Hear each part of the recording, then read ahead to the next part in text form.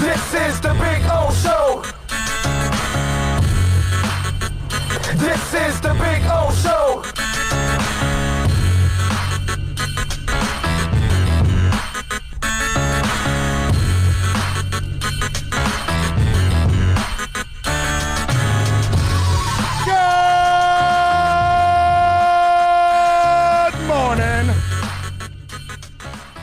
Alrighty, we are ready to rock and roll, as they say here on the program. We take you, of course, till wherever the hell we can, whenever we can, as long as we can, as much material as we got. I don't know. I mean, listen, there's always ways to extend it because obviously this is one of those shows that is not just me, not just Bill, you guys, right? You know, we got great sponsors. We've got, obviously, Bill. We've got myself. We got Philippe working behind the scenes. We got several people trying to put this thing together every single day here and on YouTube and all that good stuff. But obviously, it's one of those challenges. And I wonder, you start to think about it because you saw how basketball had to kind of push back their start for a week and a half. And it's when are we going to get sports back? What's the date? What's when? And the sad part is, you know, we're not going to be able to connect right away with sports as a personal level. And I'm talking about in stadium, in arena, that kind of stuff. That's going to be a long, long time. And, you know, when I saw the NBA push it back, I said to myself, you know, and we've talked about this. You gotta have daily testing. If it's not available to you to have daily testing, then that's going to be a problem in the end for any sport because somebody's going to pick it up, and then somebody's going to pass it to somebody else, and then that's the part that we're all terrified about. And look, right now we have a paranoia that is set in. And then we have a level of ignorance that is set in. But we don't know which one is accurate and which one means anything, right? Because we don't know if we're opening the country too soon sometimes.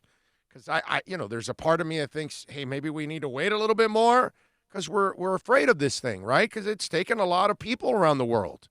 We've lost a lot of Americans. And some of us, it's hit home and it's hit personal, right? So we don't know, and then those of us that are aggressive in opening up, maybe we're showing a certain level of ignorance. And then we don't know which one's going to be proven right. You know what I mean? Everybody can take their guesses. And I think I don't know if you saw this in Nicaragua, I think it was, they just had a boxing event. And now they didn't sell the tickets. It was free. Everybody was sitting 6 feet apart. The ring girls were wearing masks. The referee was wearing masks. Everybody was wearing masks except the boxers, of course.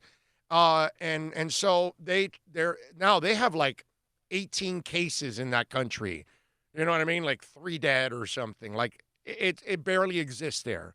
So I kind of get their, aggressiveness. Now, even being aggressive, they were still social distancing. As few cases as they have there, they were following the rules. Everybody in the stands had masks on. Everybody. Now, the arena was maybe 30% full. So not everybody even went for free tickets to go see a boxing match. And let me tell you, Central and South America, they love their boxing. You know what I mean? So for them not to go is amazing on a free match. And they had like 14 fighters that signed up because they're starving. They're hungry. They need to feed their families. And these fighters don't get paid unless they fight. You know what I mean? The average person has a job that they get paid every single day, or they got a salary or something. These guys, they don't. The men and the women that are in boxing, and so the question is, now they don't have a big issue of COVID there, but in places that you do. How are you going to do this? You know what I mean? And connecting, with sports again is going to be an incredible challenge for all of us.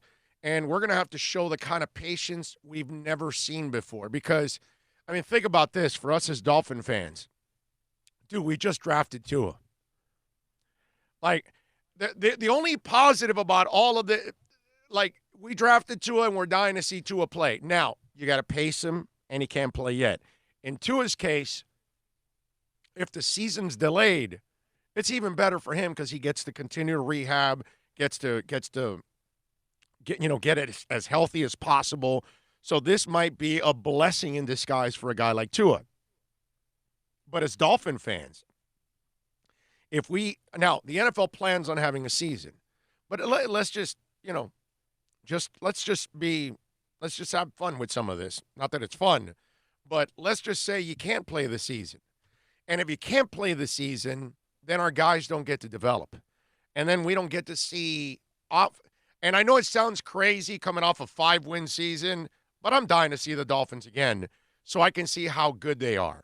You know what I mean? The Heat, this young basketball team, man, I really want to see them in the playoffs. I don't want this season to be ruined for basketball. I know my Heat aren't going to win the title, but I need Tyler Hero to get playoff basketball experience. I need Duncan Robinson to get playoff experience. You know what I'm saying? I need this team. You know, I know Jimmy Butler doesn't need it because he's been there over and over again. He doesn't need the extra wear and tear on his legs. All of that's the detriment to all of this. But everything else is a super positive for the Miami Heat. The Panthers, they're not going to make an impact anyways in the playoffs. I mean, that team is a nothing team. I've already come to that conclusion. Dale Talon did not build a good team. They're not a mentally tough team. So for me, I don't have hopes for the Panthers. I don't. As much as I love them, I know they're going to break my heart. I know they're soft. I know they're going to get punched in the mouth and get sent home because that's what they've been. You know what I mean? So that to me, I don't. The season can be a wash in hockey. You just need to get rid of Dale Talon's ass and move on, and let's go. You know, maybe somebody can figure out which are the good players that you keep on this team that's got some balls, and then you could get rid of all the other ones and start to bring in a new nucleus that knows how to get it done. You know what I mean? Put it this way. The Dolphin team with no talent showed me more mental toughness than these Panthers ever have. These Barkov-led Panthers, they've never shown me heart and toughness on a consistent basis. I saw it more from the Dolphins in the 2019 season, than at any time I've ever seen with these guys. Yeah, they'll play a game or two. That's pretty good. But they never come up with a season or anything like that and go into the playoffs and show me some real character. Never seen it from this bunch. Break them up. So the question is, how do we connect and when do we connect? Because that's the frustrating part about it, right? We got the draft that just took place and free agency. Our Dolphins team is set up. I got to tell you something really crazy. They got an outside shot for the playoffs and everything in this division. Okay? I never thought I would say that in year 2 of a rebuild. 3 or 4 is more realistic now in the rebuild to get to the playoffs.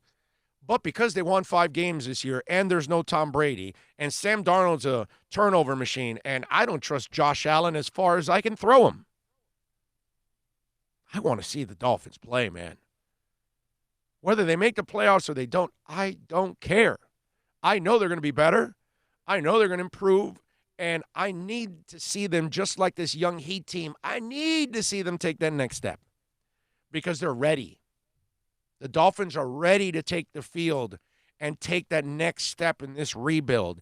The Heat is ready to take that next step and go from regular season team to perennial playoff team for this group is what I'm talking about. So that way Pat and the boys can build on it over the next couple of years.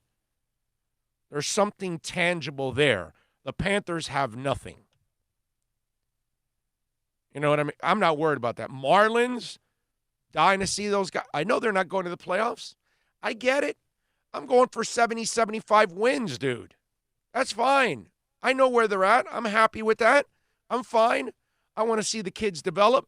And then down the line, I want to see Jeter and Sherman, obviously, develop stars and sign them so we can all feel good about not just what's developing, but what the future will hold. But when do we get to sit in the stands? When do we get to talk about it after the games? On this show, whatever.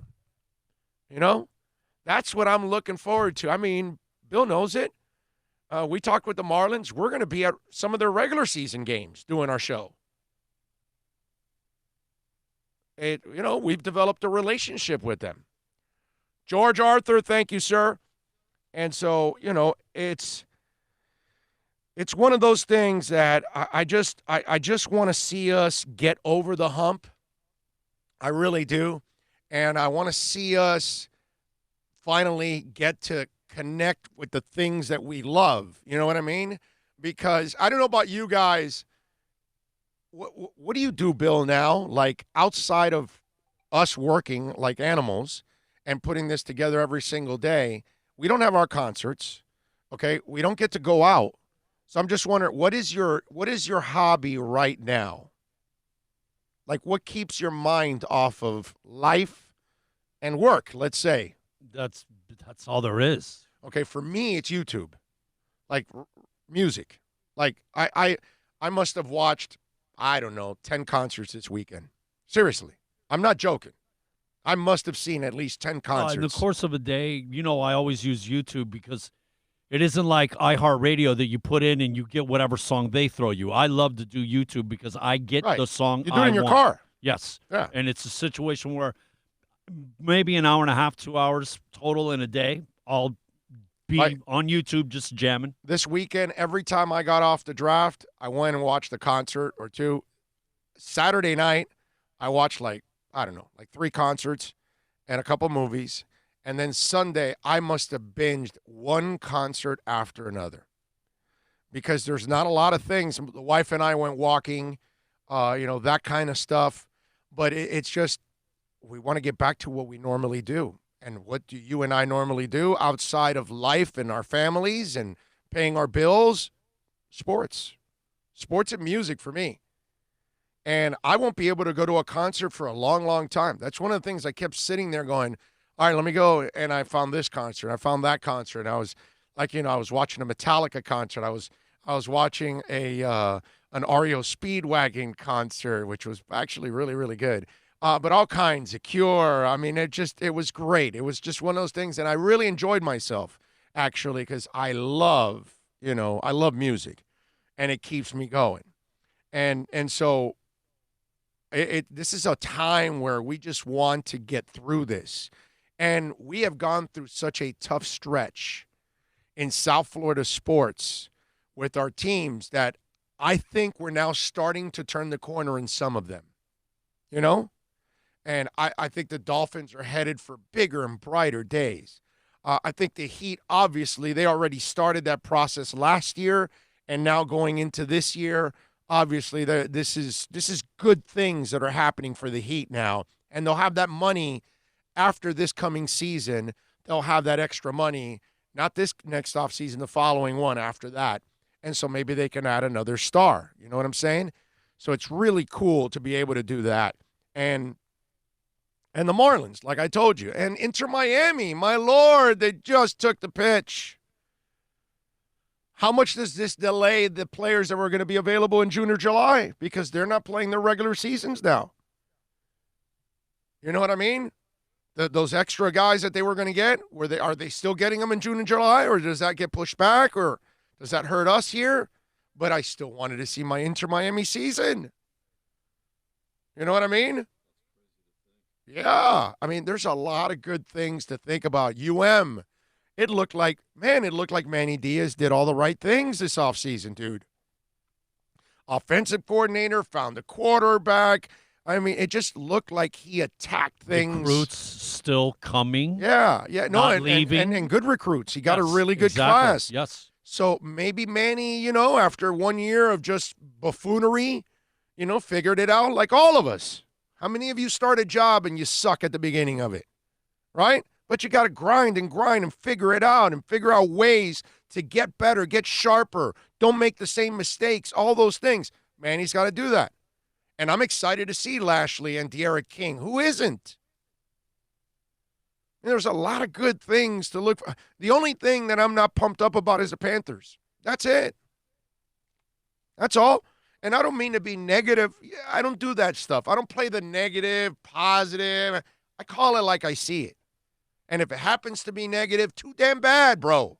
And if it's positive, great. But I don't play that game. Okay?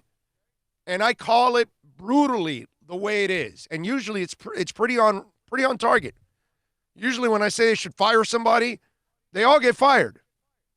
That's been my history so far here in South Florida. In 30 years of doing radio, every time I say they got to fire somebody, they fire them. They may bitch, they may complain, they may be pissed at me when I was on the stations that had to deal with the politics. But in the end, they did what I said. They fired him. You know, what are you going to do? It is what it is. But it's just, this is one of those moments where, man, I want to connect with my teams. You know? There's a lot of good things going on, man.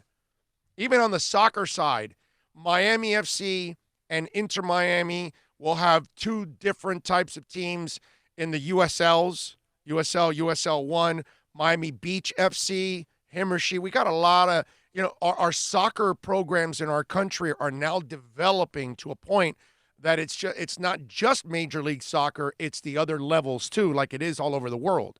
I'm excited about that. I know most of you aren't. I get it. Most of you aren't big soccer fans, but I'm excited for all of that.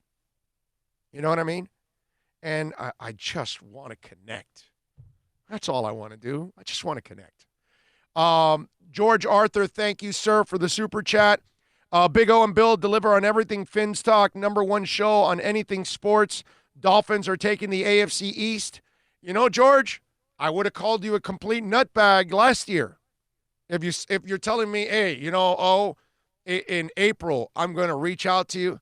I'm going to drop you a super chat by telling you that they could win the AFC East. And I would tell you, George, I love you, my brother, but I think you're smoking the stuff with the seeds, right? And now, I just said it a while ago. I think he said it a while back. Like, they could actually win this division. You know, it's like, yeah. Well, I'm thinking whatever you say win-wise, I'm going to add 5. Right, yeah. Based on last year, you picked 0. You're right. We won 5 games. He's right about that. When you're right, bro. When you're right, you're right. You know what I mean? And so, yeah, George, crazy. That's why I want to connect, man. That's why I want to see my teams take the field. I want to see my teams take the court. I want to see my teams take the pitch. Man, I need it.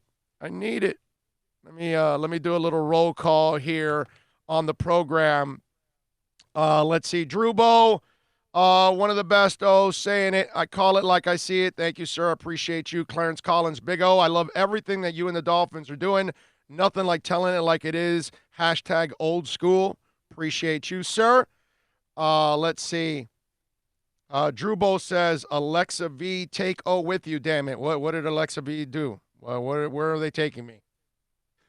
Where are they taking me? I don't know. You guys have these other conversations in between each other, and then I read something that's like in the middle. Billy Batson says, how much did analytics play in the Dolphins draft? Chris Grier doesn't look like a guy, he's an old school guy, and so does Flores. I'm sure they use analytics, but I think they go with players that they like and they fit and all that. It's okay. It's Kiko doesn't fit what we do, but that Vince Beagle guy that New Orleans has, see, he has some qualities that we need. And now, those of you that were suckered into Kiko Alonso, it was funny sometimes, and this goes back to the Marlins. There's a part of the Kiko Alonso thing that Cubans and Colombians, right? Because he was half Cuban, half Colombian, right? The Cubans and the Colombians, in a way, there's a certain portion of you out there, you almost blindedly wanted to defend him because he's Cuban and Colombian. It's the nice guy syndrome thing that everybody gets suckered in, and it's the Orestes Destrada thing with the Marlins. And the Marlins thought, well, if we bring a Cuban American, we'll load up the stadium. And they forgot that us Cuban Americans that are here, okay, we're Americanized. Just like everybody else. If you're Irish American, if you're Puerto Rican American, if you're Brazilian American, if you're Jamaican American, you're Americanized. And when you become Americanized, you do the things that everybody else does. Hey, you winning? No. Okay, we're not going. They don't care. It's not like some Korean dude is sitting in West Palm Beach going, yeah, you know, they got a Korean player down there. Let me drive to Miami, even though they've lost 17 in a row. No, we're not going. I'll stay home and watch it. The Korean, the Cuban, every other dude, every other woman, they're all saying the same thing. You don't have to worry about it. And I think there was a portion of you out there with Kiko that was like that you were like, bueno, Cubano, Chico, I gotta root for him. No, I get you got to root for him, but be objective. He can't cover. He screws up a lot. He ad-libs way too much. And now you see Vince Beagle, and you're like, oh, okay, no, wait a minute, dude. I'll take that guy. Because there's not a Doll fan right now that is taking Kiko Alonso over Vince Beagle. Not one. Not one. Because they can actually coach Beagle up to do what they need him to do, whereas the other guy starts to ad-lib. How about that? Okay? So, to me, that's kind of what it was all about. Hank Goldberg's left nut. That might be the best name that we have on here. Okay? Right there. That is awesome. Hank Goldberg, thank you for the super chat. I appreciate you, sir, immensely. William, really would be nice to add a lot of talent. They don't need him at this moment. They're not looking to compete for a championship. They're looking to grow the entire team. You don't have to fast-track anything. Ngakoue is fast-tracking. Don't need that right now, okay? You might need a fast pass whenever you're in Disney, but you don't need to fast-track this thing. Take it easy. Let's not be in a rush to give away the picks, okay? I like that these guys are patient. Let's develop. Dude, we have sucked for 20-plus years. It's been a joke for 20-plus years. This process is a process, and there are steps that you have to take. Right now is not the step to add Ngakoue or add Ndamukong Suh. You understand what I'm saying? It's not the time. Now, when these guys in years 3 and 4 that they're really ready to compete, look at San Francisco. They were knocking on the title, right? So now they bought themselves a left tackle that maybe Jimmy doesn't have to hurry up that throw. Maybe he'll have a little more time to set himself and make the right throw the next time. Okay? So they are right there knocking on the door, and they say, well, yeah, we'll trade for Trent Williams and start him because that's what we need to put ourselves over the top. When we get to that point in years 3 and 4, I could see them making that move and giving up that pick and giving up the salary. But it won't be until they're at that point. One of the things I like that you said yesterday that sounded really smart, it connects, okay? Not getting a running back in the draft because you would have 2 years by the time we get to that point. Oh, the trading of the running back. Yeah. We'd have 2 or 3 years on his wear and tear, and he'd have getting closer to getting out of his rookie contract. You mean the guy that's already broken down several times from college and the NFL, the guy that's injury prone, Leonard Fournette? I mean, come on. And it's like getting this guy, like you said, we'll see what he does. If he works out, we could tag him. But he will be with the team. He's 25. Exactly where we want to be. And he's really not a really big-time injury prone. He's had some injury. The other thing about running back, it is the most devalued position. Mm-hmm. And to use a first, a second on a running back when you could get good running backs in the fourth and fifth, I understand getting the guy, but if you have a really good offensive line, anybody could become the guy. And maybe they also, think about this too, maybe they kind of want to do a patchwork running game, all right? Let's talk about this because, you know, the maybe they want to do a patchwork running game right now because you haven't developed the line. You haven't developed the quarterback yet. So then you're going to workhorse in the middle of a rebuild. And then years 3 and 4, when you're really good, you've beaten this guy up for a few years now. Something tells me that the Dolphins are going to build up this line, build up the quarterback, and then in another year or two, they're going to use a first or second rounder on one of the better running backs, and they're going to say, maybe it's Etienne next year. I don't know. Maybe they get the Clemson kid next year. He stayed. And maybe because after you have everybody play, has anybody seen Mike Cunt? Has anybody seen, Austin Jackson? All these guys, they get out there and they start playing. Then I know it's Robert, by the way, but I cannot help myself using the Porky line. I can't. I can't help myself. I have to use the Porky line every time. So, but maybe they want to develop this line and the quarterback because running backs, like Bill said, they're devalued. They're a dime a dozen. So now you get what you have now and interchangeable. And maybe you keep Matt Breida around for a year or two because you don't think he's a workhorse, but he's good for now because him and Howard can offset it. Notice Howard's contract is only 2 years. Matt Breida's only for a year. So maybe that's the plan, ladies and gentlemen. Why we're going to beat up a kid that's going to be playing behind a patchwork line, a new line, young guys. He's going to take shots. Let's get guys that we can use for now, serviceable. They can do all kinds of things for us, and we can dispose them. And then in a year or two, when the line is up, when Tua's fine-tuned and he's looking good, now we bring in a stud to complement him. And we trade, we sign. If it's Saquon, if it's whatever, the next one of those backs comes out in the next year or two, we get that guy and we add him to our offense because it's now ready. And then that young running back will grow with Tua and will grow with, has anybody seen Mike Hunt? So, all that stuff. Okay? I'm just, that's just me. Just shooting the crap.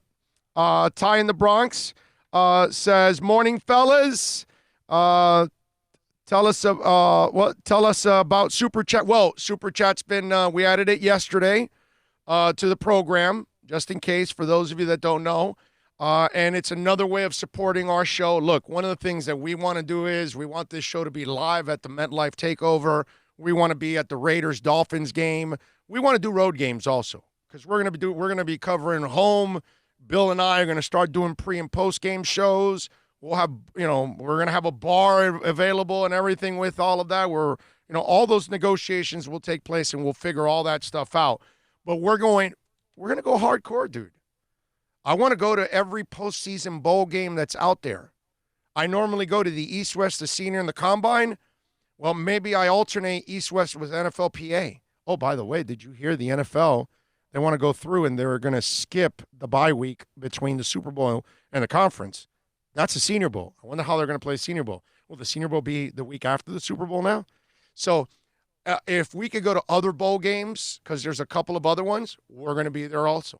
We're going to try to cover every postseason bowl game out there for the draft. We're going to get even more intensive. But in order to do that, we got to build up the sponsorships.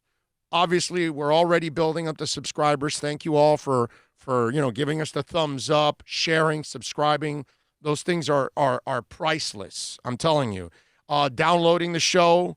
Again, we're in a record month right now. This is all records right now. Today, tomorrow, the 30th, everything we're adding on top of it. This is a record month of download.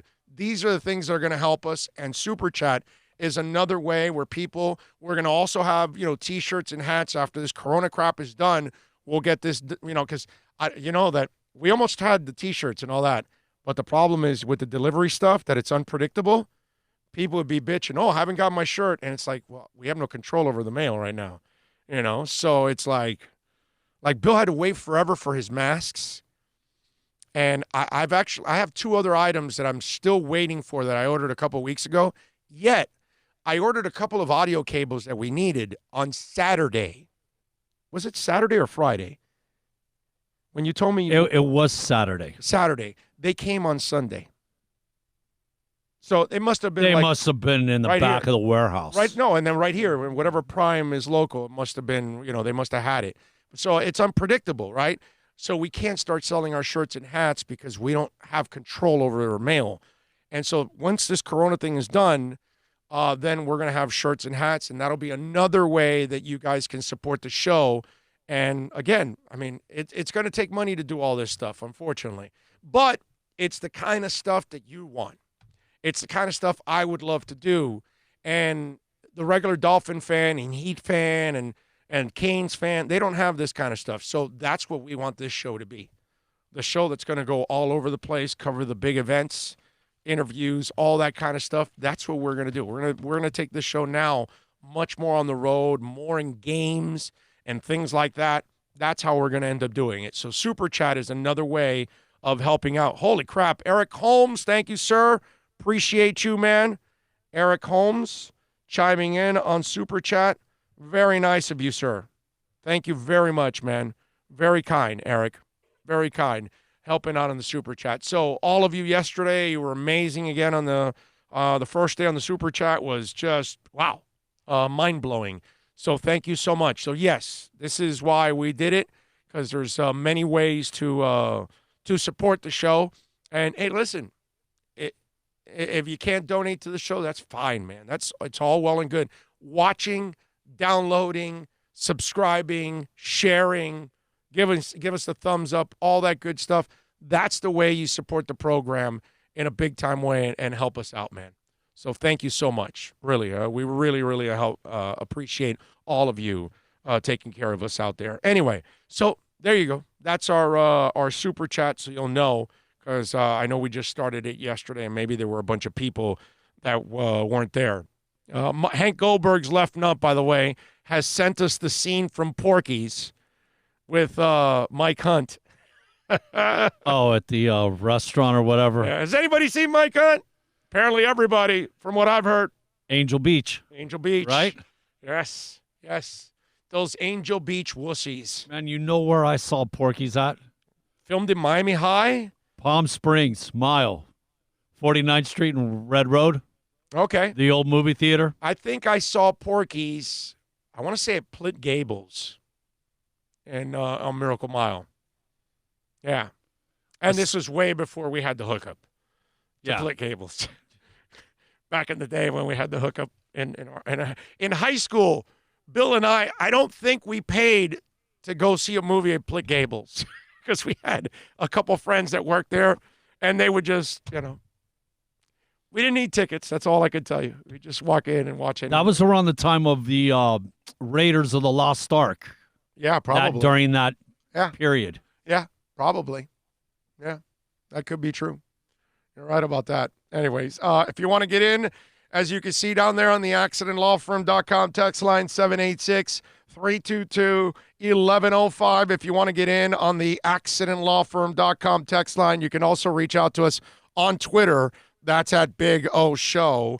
Follow us there as always, because that's a 24-hour talk show. Lucone says, Big O looking fresh and clean today. LOL. I'm fresh and clean every day. I didn't shave. Today I didn't shave. I shaved yesterday. Oh, see, because you're also catching me like close to out of the shower, so my hair is still wet. So when I've taken the shower for an hour or two later, then obviously the hair is dry. The worst part is now like trying to keep things trimmed since you can't go take a haircut.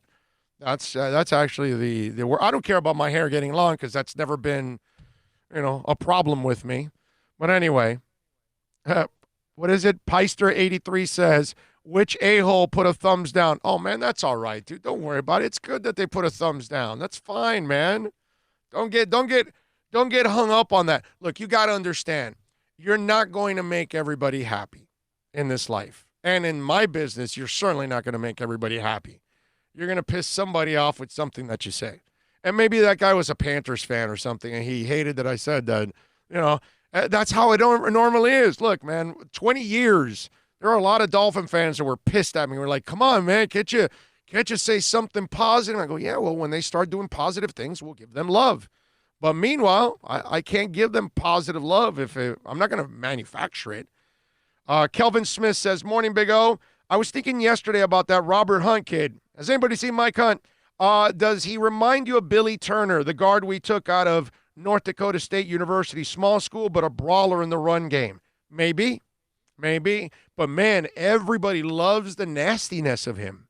Because all my guys, when they came back, it's like, dude, that guy's nasty. That guy, and I love those kind of guys. I love those guys that play right through the whistle, bro. I love that guy. It's my favorite offensive lineman. I want offensive linemen to be nasty, man. Nasty, that like they don't care. They're doing anything to protect their quarterback. Don't get to the stupid point. Be smart with it. But you might be right. You might be onto something. Billy's still in the league too. Big O, when you're gonna put on some Dolphin gear? I have some stuff, but it's old, bro. It's got the old logo. You know what I mean? I don't put on the new logo. I hate the new logo. Again, not manufacturing positivity, bro. I don't do that. The new logo is garbage. Straight ass dog garbage. Okay? Hot garbage.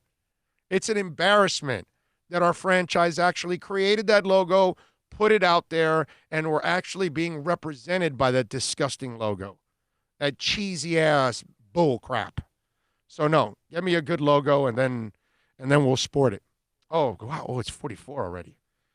Wow, I didn't know I had talked for 44 minutes already. Just cruising along. Oh. Why don't I just go to the top, right? And then you're going to break it up. You want to do that to me again today? Yeah, because if not, it doesn't make sense to break it up at 15 minutes. You know what I mean? Because we got to go to the top. So let's just, I might as well. If I talk this long, I think I can do 15 more minutes and get it in there. You know what I'm saying? I'm looking at 38 minutes on the markers, not 44. George says 162 in the house. Let's show Big O and Bill some love with the likes, follow, shares, and subscribes. Thank you, sir. Appreciate you. Daniel Gallego says, Big O, great show. Thank you. 72 Fins logo says Tannehill gave a thumbs down. Yeah, that would be accurate. Let's see. Drubo says, I don't see Mike. I like to rip his ass daily. Oh, Pellegrino? He'll show up somewhere. You know, once you see a negative comment, it'll be tied to Pellegrino. Pellegrino or Leo, one of the two. Troy Ortiz, I agree, Big O. Waiting for the old logo to come back soon. Hell yeah, bro. The old logo is one of the greatest logos of all time, bro. Polo says, yes, hot trash. We need the old logo back. Amen. I think the same guy that did the Dolphins logo did the Marlins. Oh, that older look, 5? Yeah. The new one, the new look. Oh, they did great. They way improved. I love that it. Maroon 5, it just. I will still always love the original logo because I think Huizenga and Company knocked it out of the park. It's classy. It just I just really love that in the original Florida Marlins logo. But I love the new Panthers logo and I love the new Marlins logo. They did a great job on both logos. I'm good with those. Now, is it better than the soaring cat? No. No, the traditional, man. The traditional Panthers logo is the best logo. Okay, but I love it's a classy look, man. The one that they did, it really translates well. And when you have an old time type of jersey with the strings and all that, logo, yeah. That logo is awesome, man. And I thought the Marlins did a great job with their new logo. Both logos, as much as I love them, I'm still going to take the original over them. Now, as for the Dolphin logo, that shit sucks. Sorry. Thank you, Big O, about the logo. I vote my dollar. I vote with my dollars and only buy the 70s and 80s logo. So do I. I have. I bought an umbrella about 2 years ago with the old logo. I found it and I was like, oh man, I got to buy this. I found it on Amazon because they had the new logo. But I've done shows at the practice facility where they've given me free material, shirts or hats to wear, and I give it right to my producer. Brandon was my producer then, Brandon Rodriguez. I go, here, man, here's an extra hat, here's an extra shirt. Oh, you don't want it? No, dude, it's the new logo. I wouldn't wear that if you I wouldn't wear that dead. Seriously. I'd be pissed. I would haunt my wife for the rest of her days if she put that shit on me while I'm dead in the coffin. Okay? I'd haunt her ass forever. Okay? She wouldn't be able to sleep a wink. I would terrorize her ass. Anyway, I got my Big O shirt on. I want a Big O shirt, Aqua shirt, and orange hat. I'll prepay. NorCal, we'll get it. We'll get it all, bro. We'll get it in dolphin colors. We're going to do it, man. I'm telling you. How many windbreakers did you have back in the day? Cheyenne says Raekwon Davis was a Patriots-type pick. I just want wins, man. I don't care about the Patriots stuff. I don't care about any of that stuff. I just want to see, Brian Flores make his own mark. I want to see Chris Greer succeed. I want to see Stephen Ross really happy when it's all said and done after spending all the money he has on that stadium to make it the way he has. And look, we can be pissed. We can be pissed at Stephen Ross. Okay? But the big picture is he's a good owner. He is. I know that he took over, made a bunch of mistakes. Look, man, when you start a new career, don't you make mistakes? When you start a new business, don't you make mistakes? We all make mistakes. And Steven made a lot of mistakes. I think he's starting to get it now and do it right. But one of the things why I root for Stephen Ross, and I have to root for Stephen Ross, you have to root for Stephen Ross if you're a real South Floridian. The man saved the tennis tournament. One of the great events in South Florida. We're going to lose that thing. Okay?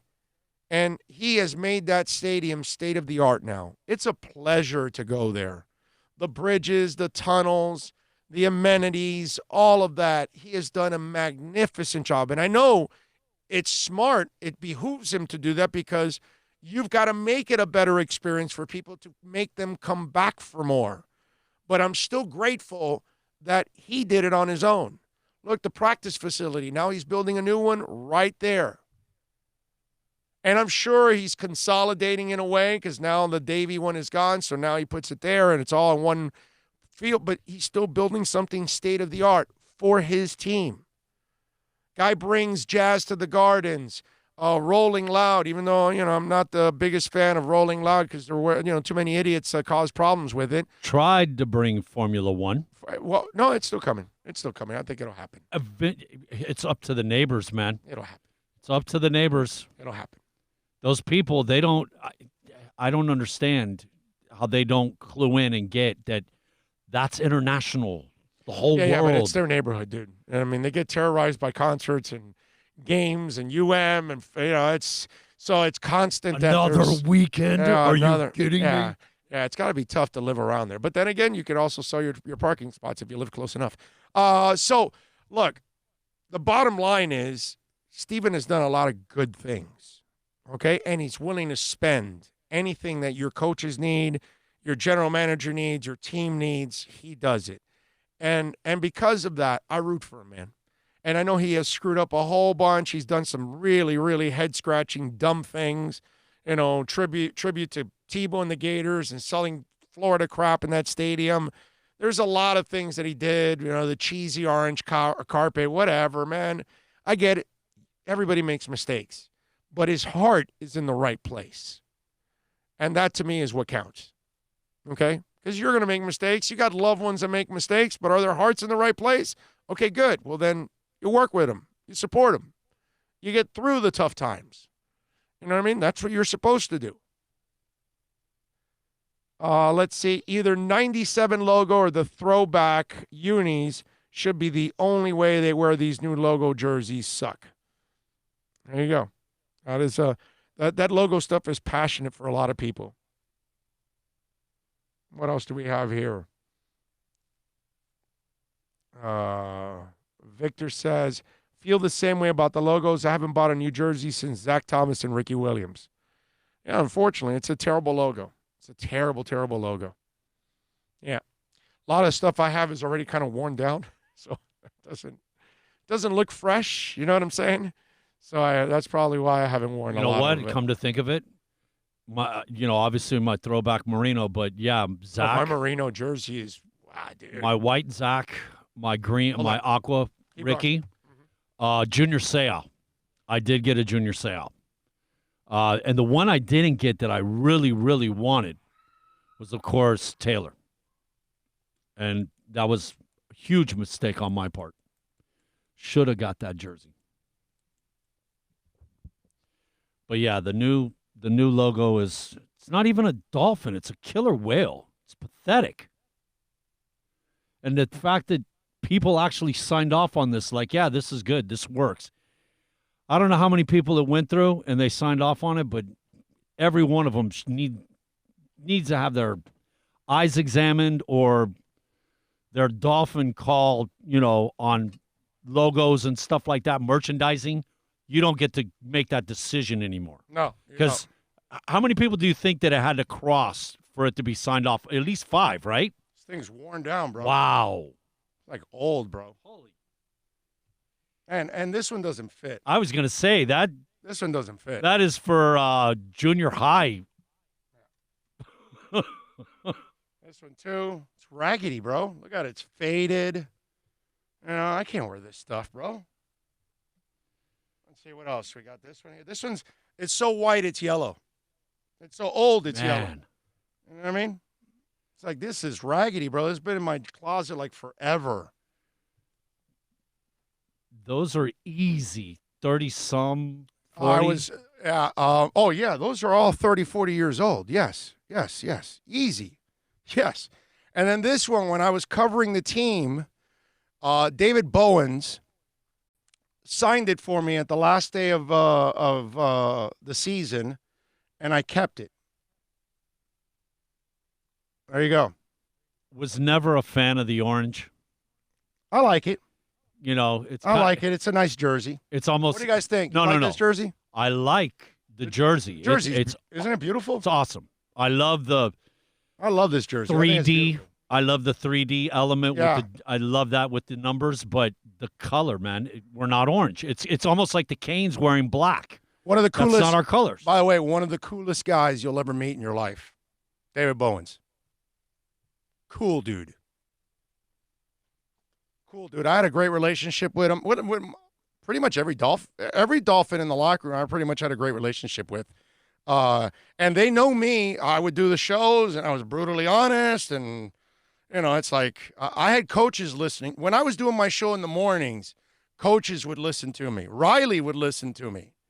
And then they'd, bust my balls later on, tell me about something I said or whatever and all that. So when I was a beat guy, I always had a really good relationship with the players. And most of the coaches, some of the head coaches, sorry, bro, you're not doing the job. I get it. You're mad at me. Talking about the trap door guy? Yeah, it's funny because I once had a conversation with Wanstead outside the building, and I said, Dave, I don't have anything personal against you. In fact, I like you personally. I root for you because you're a good dude. It's really easy to root for you, Dave. But I can't root for you, brother, if you're not getting it done. I mean, I can't defend you if you're not getting it done. It's not that I want anything ill will to happen towards you, but my brother, you gotta get it done. And he, it was one of those deals. He was a good dude overall, man. A really good man. Dave Wanstead. He's almost too nice of a guy to be that ass kicker that you need, kind of, right? Yeah. And if he's doing it, it's an act because that's not really him. You know what I'm saying? Mm-hmm. One guy's asking me, Big O, or Big Ho, whichever one you want to call me. Hunt at right tackle. I'm sure they'll try him there, bro. No doubt about it. They're going to try right tackle because you end up drafting a guy later on in the draft that becomes your right tackle. That becomes like a hell of a bonus for you. So, yeah. And you got him on their rookie contract for 4 years. They're going to try to do that. Nico goes, don't apologize for swearing. Let them fly, man. You're not constrained by FCC rules. No, I know, but I don't want. I'm not going to go crazy with swear words here because I don't want to do that. If I drop an S-bomb, fine, but I'm not going to be dropping F-bombs or anything like that. I don't want to do that kind of stuff. I want people to be able to, any person to be able to listen pretty much to the show. I mean, if your kid, you're so shocked your kid hears the word shit. I mean, that's a little extreme, bro. I would imagine most homes you hear worse than that, So I'm serious. I mean, come on. What's the S word? That's not anything out of the way, you know. Let's see, what do we have here? Vicken says Miami Dolphins organization has a better roster now than the 72 undefeated perfect team. That's scary. Well, I don't know about that, brother. I mean, that's just first of all, it's a whole different era, and those teams were amazing, bro, and great players that accomplished a lot in their time. These guys have got a long way to go to be compared to anything in the past. Let's see. One guy says, you are the modern day Omar Kelly. I don't know what that means. I don't know what that means. I have no idea. I'm trying to figure that out. Love Omar, but I don't know how that is true. We are two different dudes. Love the pumpkin look with the orange pants. Okay. Faded is the best, just means you wore the F out of it. Let's see. Damn, that's an awesome jersey. Oh, how much? No, I'm not selling no jerseys. I don't sell my stuff. I don't. I've never done that. I keep it, man. It's all stuff I use for memories, and once in a while I can whip it out and the shirt too. 786-322-1105. Last Word Production says, question never got answered last show, but what do you believe our playoff chances are this upcoming season? My brother, it's hard to get to all the questions, okay? It really is. There's 189 people on board right now, and there's a text coming in every couple of seconds. It's really hard to keep up with this. I try as much as possible. You guys know that. To answer as many as I can. So I will try. I think we just talked about this a little while ago. At first I would have told you there's no way they make the playoffs. But in this division, man, I give them a 20% chance. I was just going to say the division probably helps as much as anything. No, that's what it is. It's all a division. I expect them to do better and all of that, but they might be even better because they're better. And then everybody else, I hate to say this, folks. I mean, brace yourselves. Are you ready? Jets had a hell of a draft. A hell of a draft. Really. They did a really good job. But I still don't believe in Gase. And their quarterback, you can force him into turnovers. And I don't believe in Josh Allen either. And I think I'm one of the guys that think the Patriots start to take that step back now. I don't believe Belichick's going to be as dominant like he used to be. I think he's going to look a hell of a lot more human now. I really do. I think the Tom Brady factor really is an issue unless, Jarrett Stidham is really ready to take off at this point, which would be amazing if he does. 10 wins the division. Oh, yeah. Yeah. Definitely. And everybody will be within a couple of games of each other. Yeah, because Miami has the kind of defense now that will force Sam Darnold into turnovers and Josh Allen. So, and they built up the D lines and the linebackers to be able to stop the run. It's going to be really hard to score on the Dolphins' defense this year. So I think that the Dolphins, man, do they have a shot at the playoffs? In this division? Yeah, dude. No doubt. They have a shot. I would definitely give it to them because of where they're at. All right, now we're done. 1 hour. Not done like we're gone. 1 hour down. Let's what's it called? Let's get a small break in. We'll come back on the other side. Let me tell you about Murias Dental, Eric Murias and Company, 305-821-0231. Invisaligns, baby, we got them. And go to, listen, if you need an emergency right now, you're in pain, call them. 305-821-0231. They will take care of you, okay? If it's an emergency or you've got a toothache, a root canal, whatever you need, let's get you out of pain. You're going to be in your house, stuck all day, writhing in pain. Call Murias Dental, 305-821-0231. Follow them on Facebook, Instagram, Twitter. Hey, listen, they are experts when it comes to Invisalign and implants. Call Eric Murias, 305-821-0231. or follow them at Murias Dental. Go to the website, muriasdental.com. It's a buyer's market at Toyota of Hollywood. Over 1,500 Toyotas on the ground, and truckloads just keep on coming. Now pay up to 50% less. 2020 Camry, not $29,000, $17,775. 2020 Corolla, not $22,000, $13,775. Buy a new 2020 Toyota with 0 down and 0% financing, or we'll make your payments till 2021 at Toyota of Hollywood, the #1 volume Toyota dealer on 441 between Hollywood Boulevard and Sheridan Street. Are you tired of watching the same old travel videos on the internet? Well, then check out MikeNoGoZones.com, a travel documentary that's breaking barriers. I go to the places that the media tells you to fear, where no one else dares to go. Baltimore, Opelika, South Side of Chicago, and more. Go to MikeNoGoZones.com.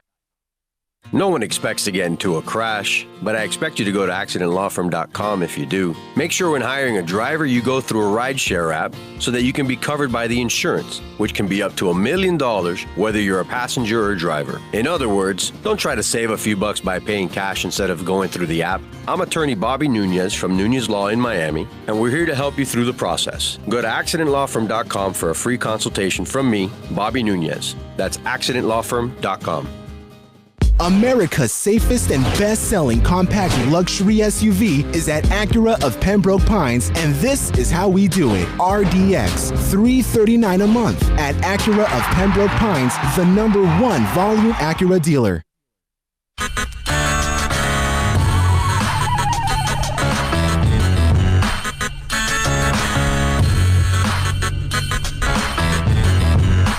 This is the Big O Show. This is the Big O Show. This is the Big O Show.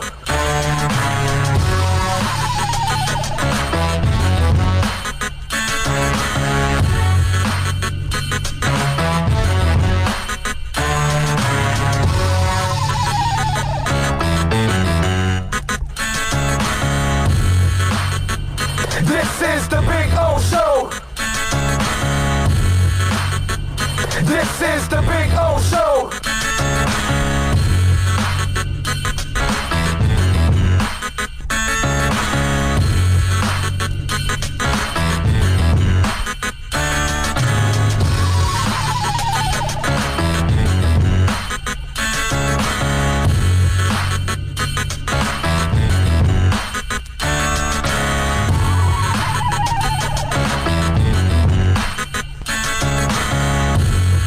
We're back. This is the Big O Show. That's what they say.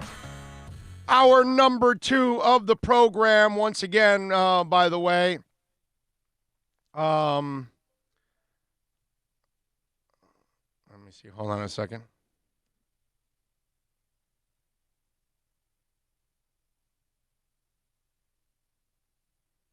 Trying to set a interview up at the same time here. All right. Anyway, what's it called? Here we go. Sorry, guys. Walking and chewing gum at the same time is not a good thing for me. All right. It's not your fault, man. We came out of that break a little bit quick. Okay? It's all right. It's all good. Like a minute or two.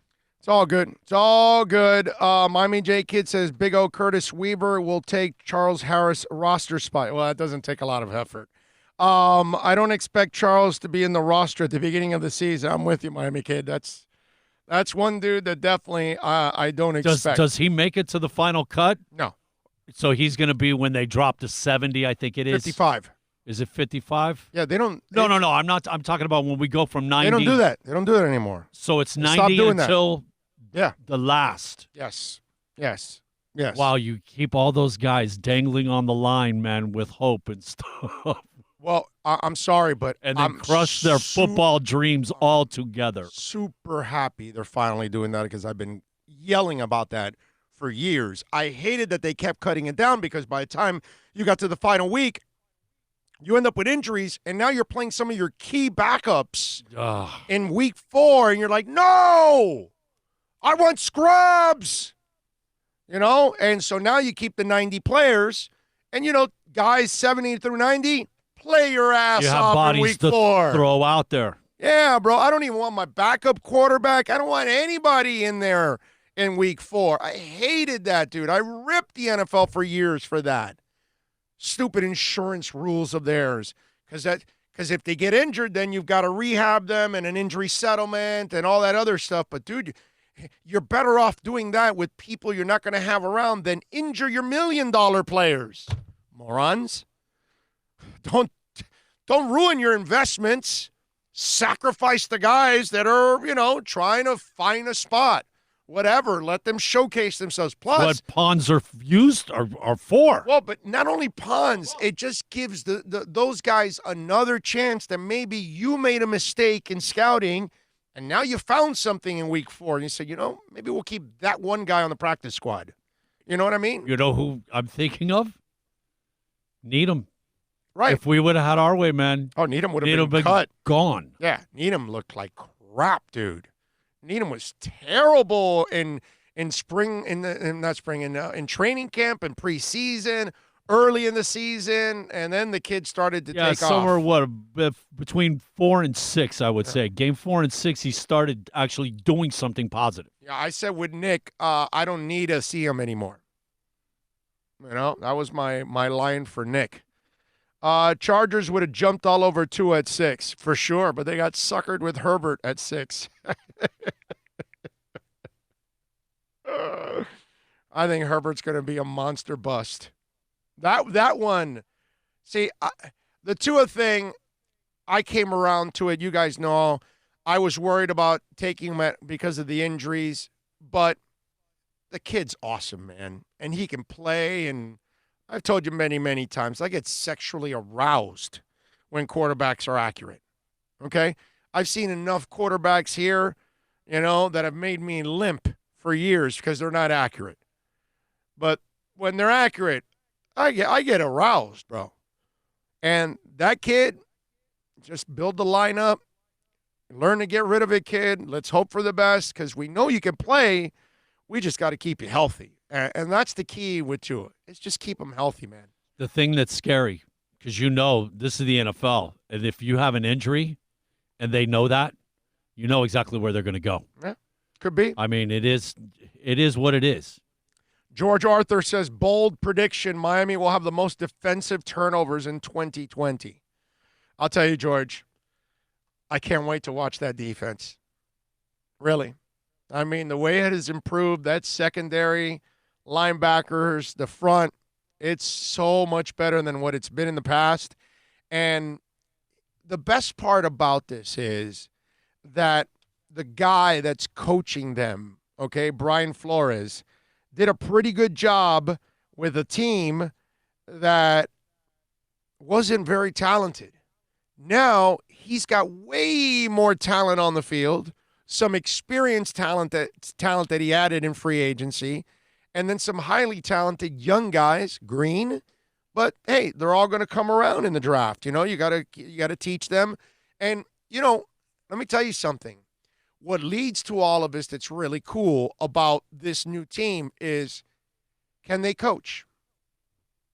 And you say yes, right?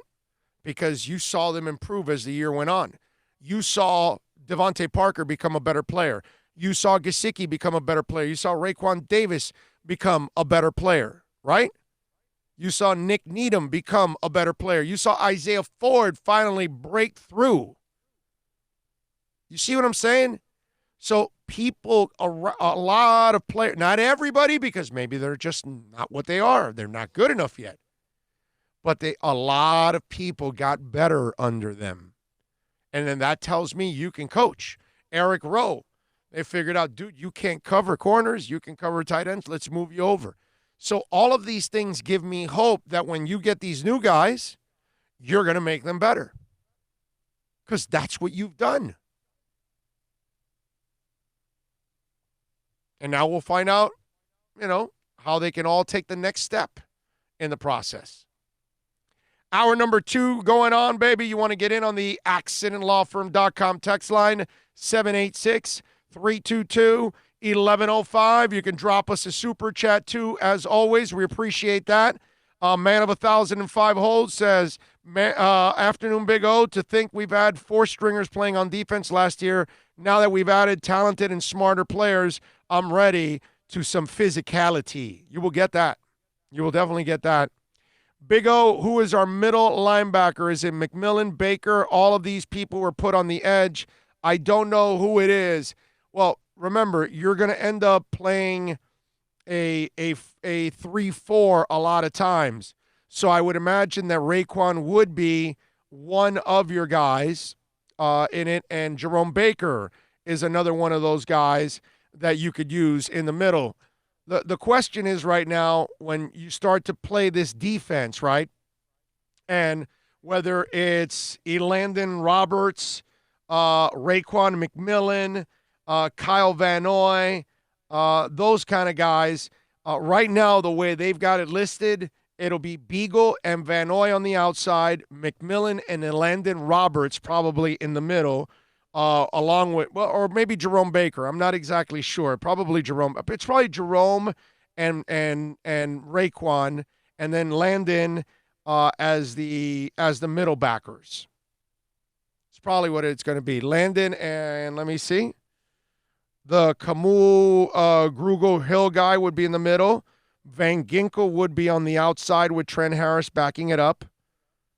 Charles Harris you can also put on the outside, backing up Kyle Van Noy. I would imagine Curtis Weaver takes Charles Harris's spot. He backs up Van Noy, learns from Van Noy. Van Ginkel learns from Van Noy. Van Ginkel backs up Vince Beagle. So you got Beagle, McMillan, Jerome Baker, and Van Noy, probably your starters. And then you've got Elandon Roberts, Van Ginkel, Curtis Weaver as your backups. Those will be your, and Trent Harris also. You can use Trent Harris too. So you have those guys. Okay? That's probably how it's going to go.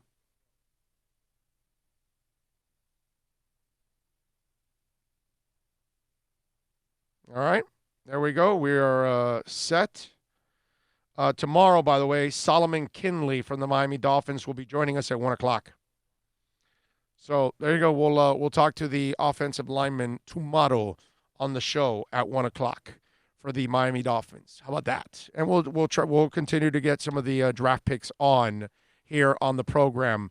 John Santos says, I'm getting tested for coronavirus tomorrow. I have no symptoms. I just want to know if I'm symptomatic. You know, John, are you paying for that? Because everybody says that you've got to have symptoms. I'm dying to get tested. I don't have symptoms, but I would love to get tested. I just want to have peace of mind, bro. I want to know if I have it or I had it or I'm a carrier or whatever the hell it is. I don't know. What are the stages?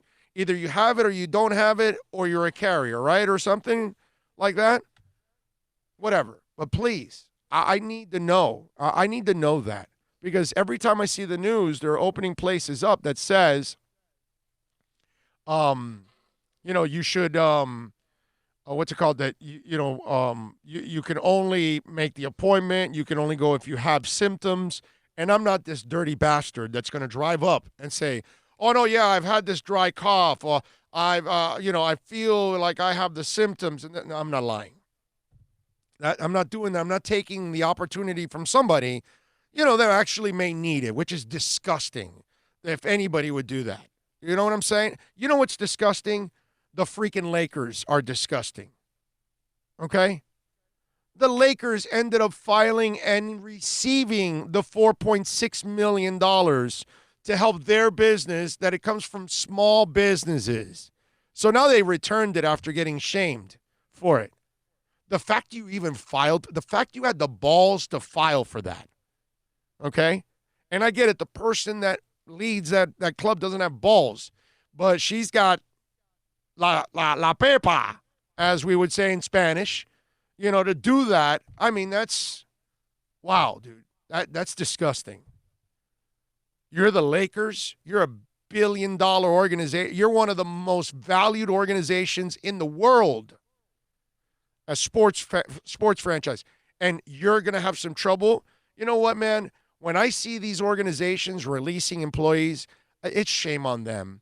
They print money left and right. And they're going to, like the Boston Bruins guy, release like, I don't know, 80%. Meanwhile, here's Vinny Viola, and his team doesn't make money. And yet that man has kept everybody employed through the pandemic. That's effing class, bro. He's a billionaire, man. So he loses a couple $1,000,000. He does the right thing for humanity, bro. He gives back. That's giving back when you do something like that. That's a moment where you say, you know what? I'm super comfortable. You know what? I can't release my employees. These people are good to us.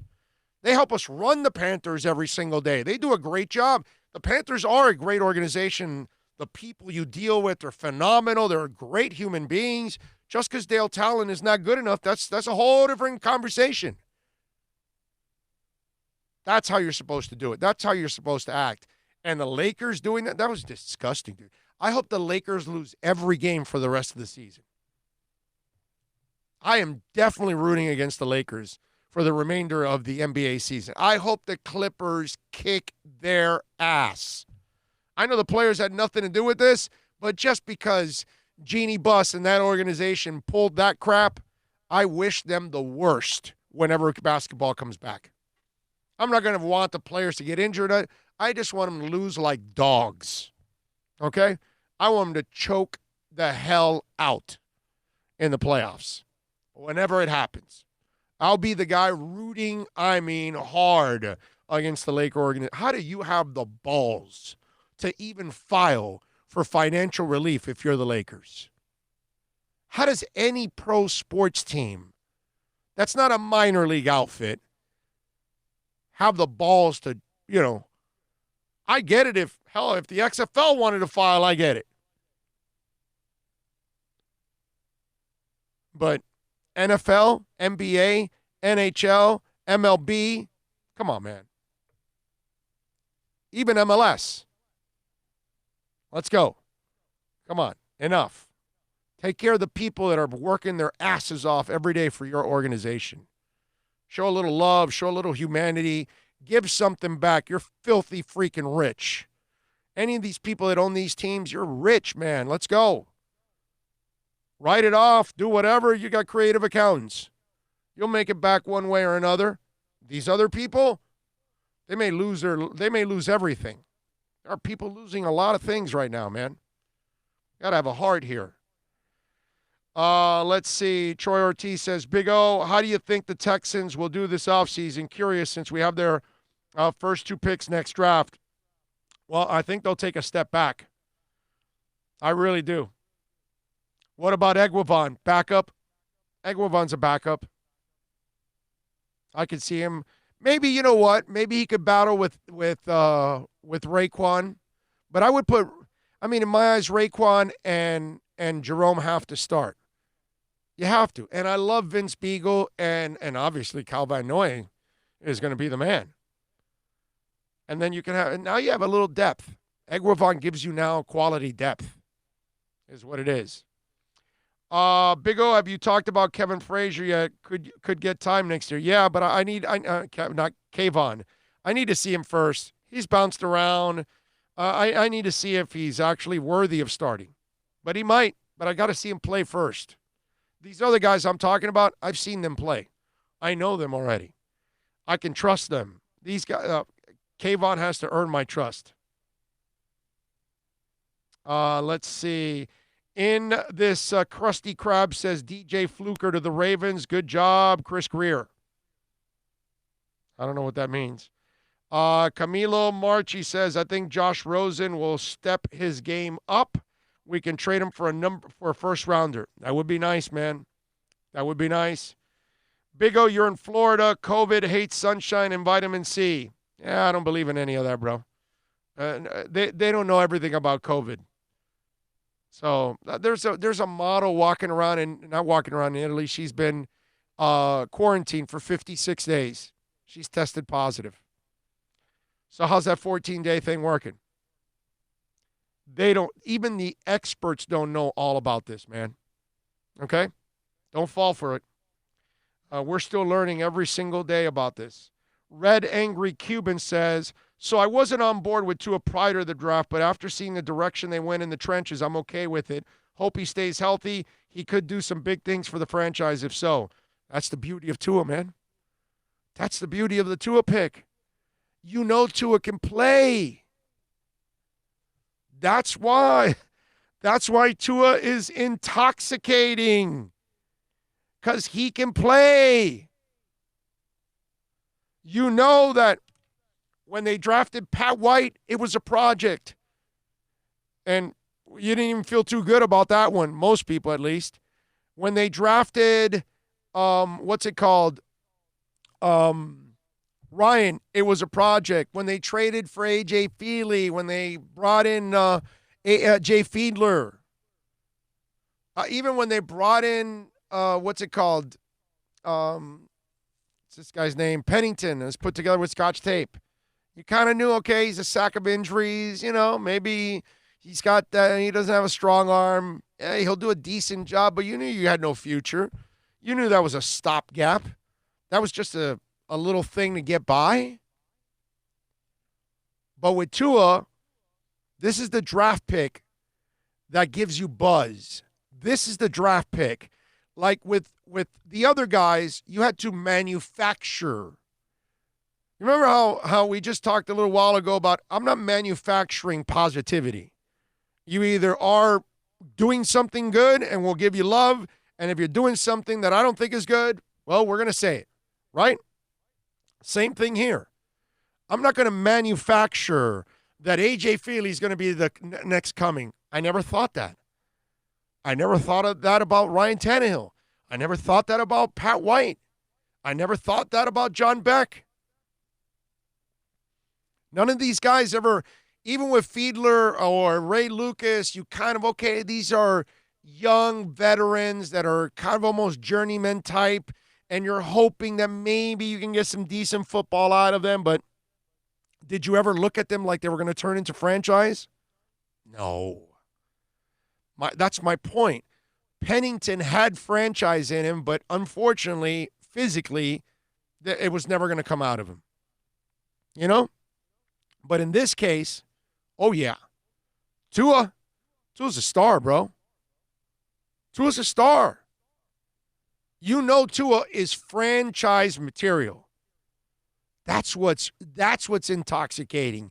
That's what convinces you, because there's only one hurdle with Tua. Injuries.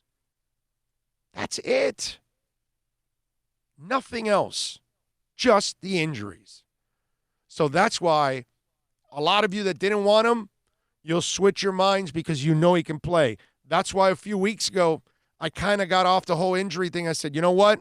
Dolphins got a lot of picks, man. I'm all right with taking him. Go ahead. Go ahead, take him. I got no problem with that. You got 13 other picks. Do your thing. Make sure you kick ass in the rest of the draft. And if Tua stays healthy, you got the greatest draft you've ever had. And if he doesn't, well, unfortunately, that's kind of been in his history, and we knew it coming in. That was the risk. But in the end, think about this, okay? Would you rather risk that the player may fail because he has an injury history, or the player's going to fail because deep down inside you know he can't play? You know he's not the guy. You're just hoping you're wrong, which I know we all are a lot of times. But a lot of times when you see Pat White, you knew it. You might have rooted for him, but you knew it. Ray Lucas, you might have liked him. You rooted for him, but you knew he wasn't franchise. John Beck, nice young man, but you knew he wasn't franchise. Ryan Tannehill, great young man, fantastic human being. But you knew deep down inside, that's not a franchise guy. With Tua, that's franchise. That's the guy you put next to Greasy and Marino, bro. Bet your ass. Cody Douglas, thank you, sir. We love you. You love the show. Appreciate your super chat. You are absolutely fantastic and awesome. Thank you for supporting us. As always, man, that is awesome stuff. Cody Douglas chiming in on the super chat. Thank you, sir. Let's see what we got here. 90MF Comics says, Fins up, baby. I'm happy with the draft. We actually looked like a team making good decisions and trying to give us a future. The CB was a hell of a pick, too. And you got to play third CB a lot. Andre says, no manufacturing, character, and leadership. Big, true, Big O. Thank you. Leo! Holy crap, Negative Leo chimes in on the super chat. Holy crap, he did. Leo, now does the super chat say like a shot at me or something negative? Let me see. Thanks for the hard work. I know that there's a lot that goes behind the curtain just to prepare for the show. Takes a lot of effort. Leo, the pessimist, LOL.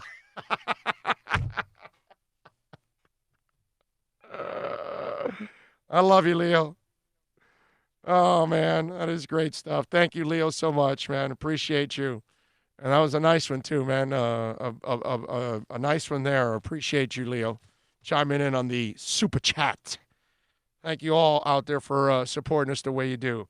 Red Angry Cuban says, the tape doesn't lie. The ball comes out of Tua's arm with quickness, accuracy, and quick twitch.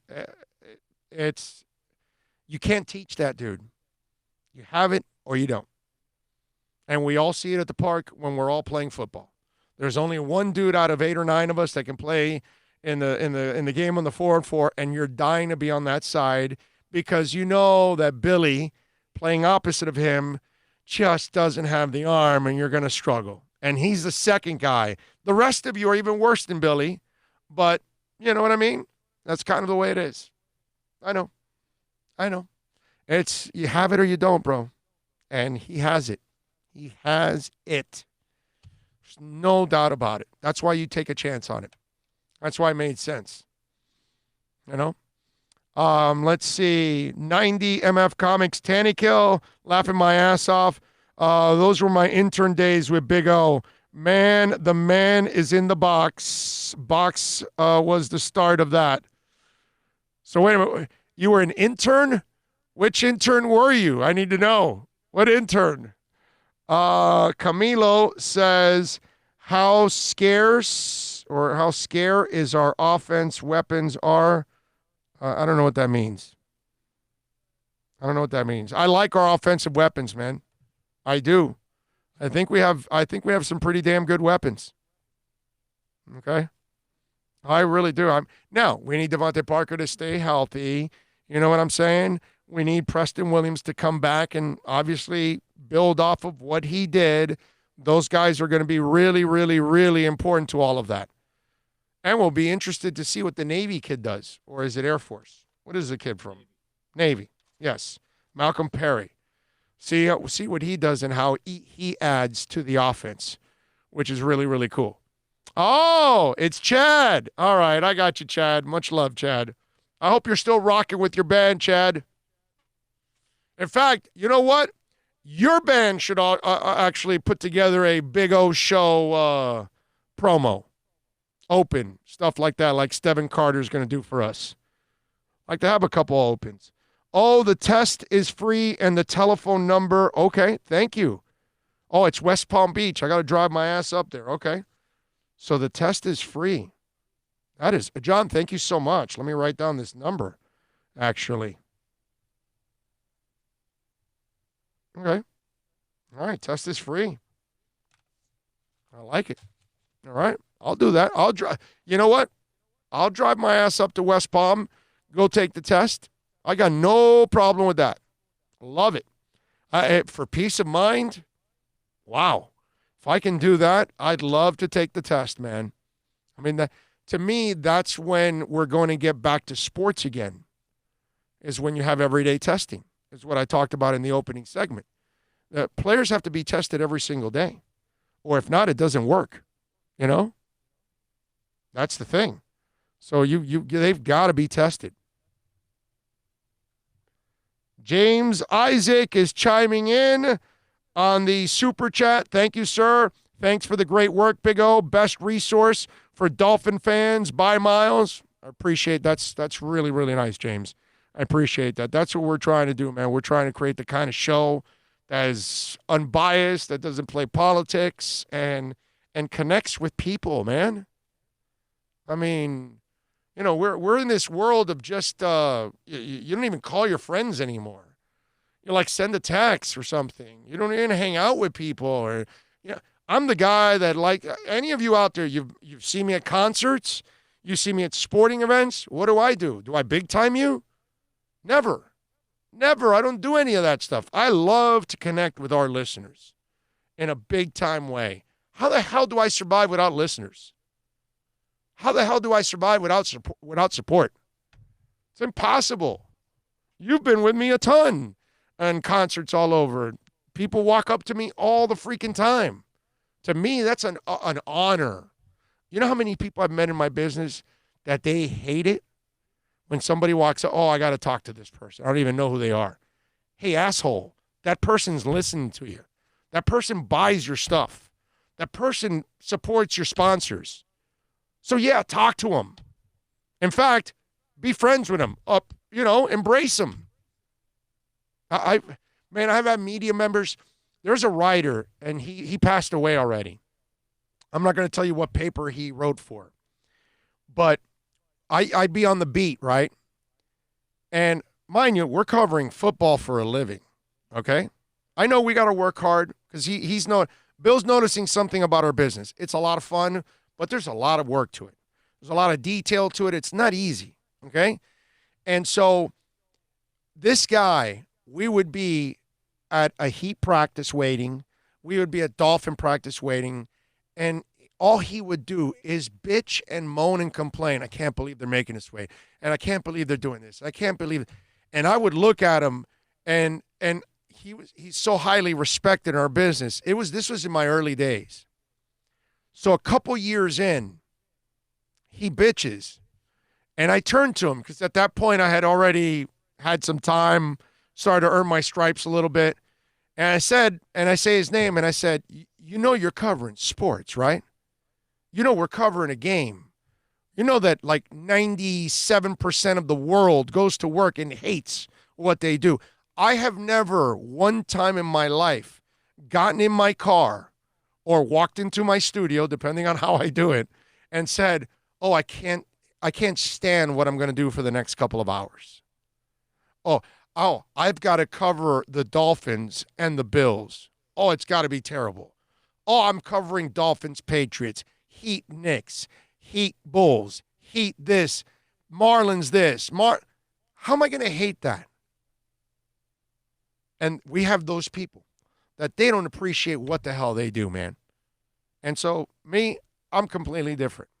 I'm the guy that appreciates all of this, and I love it, and that's why I do it. And James Isaac, thank you, sir, chiming in on the Super Chat. Thanks for the great work, Big O. Best resource for Dolphin fans by miles. So I appreciate you chiming in with that. And that means the world to me. Not because you made the donation, because you're making the connection. And like one of our listeners, John Rouse, he just bought a truck over at Toyota of Hollywood. All that kind of stuff. That's all important, man. It's extremely important, all that stuff. And that's why I'm grateful. And John, by the way, comes to our stuff all the time. Nico does too. He shows up to Caneswear all the time because he lives close by. I'm always appreciative of that stuff. But we got, what it is? On the radio side, the business makes the host feel that way. Because the business, the people above tell you don't take calls. Don't let the callers run the show and all that stuff. So that's why they don't take your calls. That's why they may use your texts, in a way that's to their advantage, not to yours. Things like that. I actually read. I can't read them all anymore, but at least I read as many as I can, and we try to create conversations out of that because obviously, if you're watching, then this subject came up. Others like you are thinking about the same thing, so I will try to address it. That's what we try to accomplish on the show. All right, let's take a quick break because I'm already late here. Big time. All right, let's take a very quick break. Pallet Rack City, by the way, if you own a warehouse, it's your one-stop shop for all your warehouse needs. Largest used racking inventory, and folks, they specialize in knockdowns and installations of your warehouse equipment. and they sell pallet jacks, hand trucks, dock boards, and most packaging supplies. Please reach out to a proud sponsor of our program, Eddie Pereira Warehouse Supplies District, or, of course, we love to call it Pallet Rack City. You love a great rack. I love a great rack. 305-887-9212. That's 305-887-9212 for Pallet Rack City. America's safest and best-selling compact luxury SUV is at Acura of Pembroke Pines, and this is how we do it. RDX, $339 a month at Acura of Pembroke Pines, the #1 volume Acura dealer. No one expects to get into a crash, but I expect you to go to accidentlawfirm.com if you do. Make sure when hiring a driver, you go through a rideshare app so that you can be covered by the insurance, which can be up to $1 million, whether you're a passenger or a driver. In other words, don't try to save a few bucks by paying cash instead of going through the app. I'm attorney Bobby Nunez from Nunez Law in Miami, and we're here to help you through the process. Go to accidentlawfirm.com for a free consultation from me, Are you tired of watching the same Bobby old travel Nunez. videos on the That's internet? Well, then check out MikeNoGoZones.com. A travel documentary that's breaking barriers. I go to the places that the media tells you to fear, where no one else dares to go. Baltimore, Opelika, South Side of Chicago, and more. Go to MikeNoGoZones.com. It's a buyer's market at Toyota of Hollywood. Over 1,500 Toyotas on the ground, and truckloads just keep on coming. Now pay up to 50% less. 2020 Camry, not $29,000, $17,775. 2020 Corolla, not $22,000, $13,775. Buy a new 2020 Toyota with 0 down and 0% financing, or we'll make your payments till 2021 at Toyota of Hollywood, the #1 volume Toyota dealer on 441 between Hollywood Boulevard and Sheridan Street.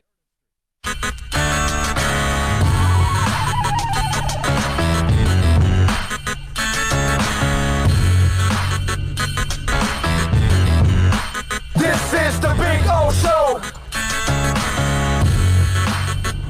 This is the Big O Show. This is the Big O Show.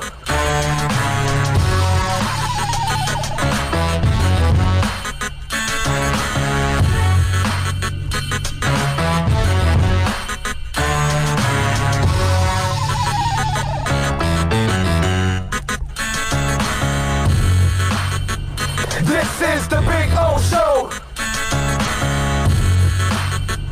This is the Big O Show.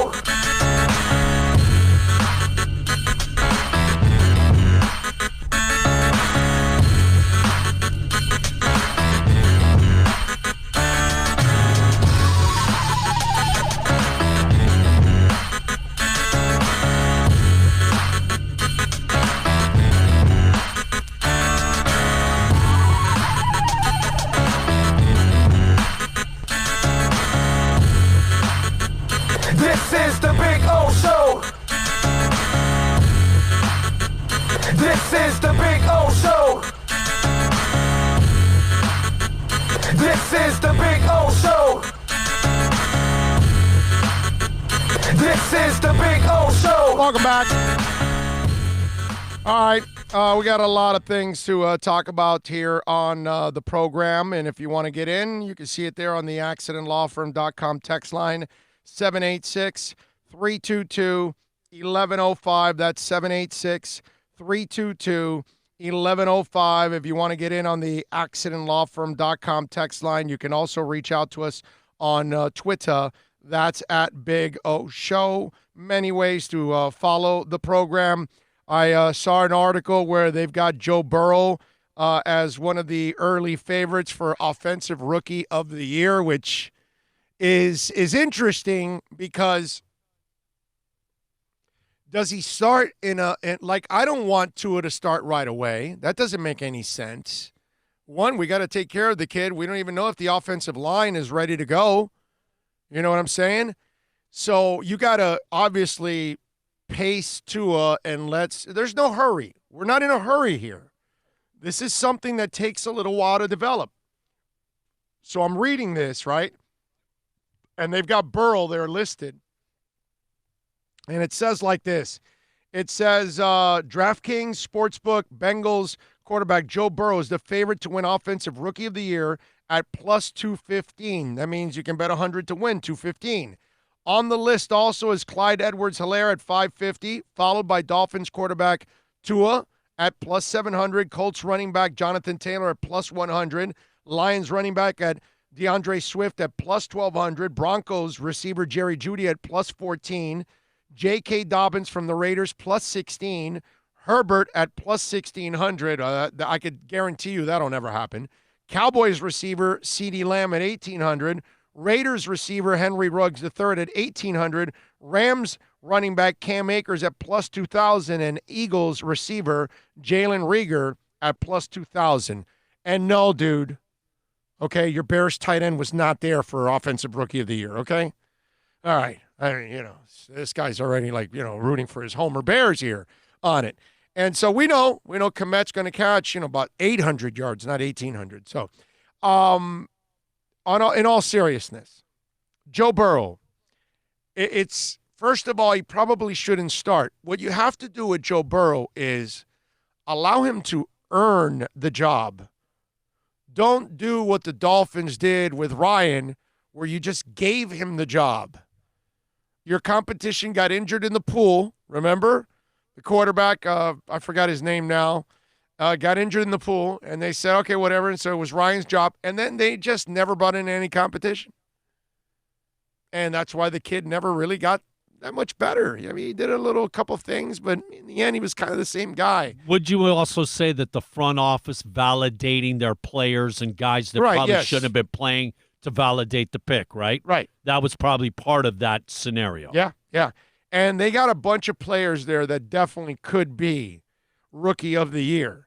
But if you're smart and you're Cincinnati, you want to play Joe Burrow when he is ready, not because you want to force the square peg in the round hole. Look, you're going to keep what's it called? There's a reason you kept Andy Dalton, right? Right. To ease the kid in. Yeah. Right? Yes. So that's why I would, if I'm them, I would actually ease Burrow in, let him win the classroom over, let him win the practice field over, let him earn it in the games, let him look like the better option over Andy Dalton. I'm not an Andy Dalton guy. I've never been an Andy Dalton guy. He puts up decent numbers and all that, but to me, that guy's never been a franchise quarterback, never will be a franchise quarterback. Okay? And he puts up numbers. So does Ryan Tannehill. I get it. There's several guys like that they're just right there, but they're not the guy. Well, wait till Burrow shows you, because it may not be in week one. Plus, I don't think it's very smart to throw a kid in week one when, on a shortened off season and all of that. Let him take some time. Maybe he does.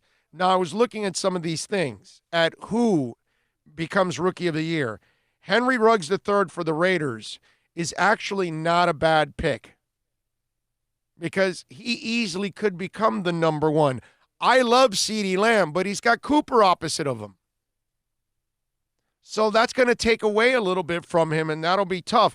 Clyde Edwards-Helaire from Kansas City, that would be with Mahomes. That would be another guy that's very interesting. DeAndre Swift in Detroit, I think, is a guy that can put up a lot of numbers, man. Big time. And if Cam Akers can wrestle that job away from Henderson, he definitely could be Rookie of the Year. Okay? That's an interesting conversation on Rookie of the Year because it's kind of wide open.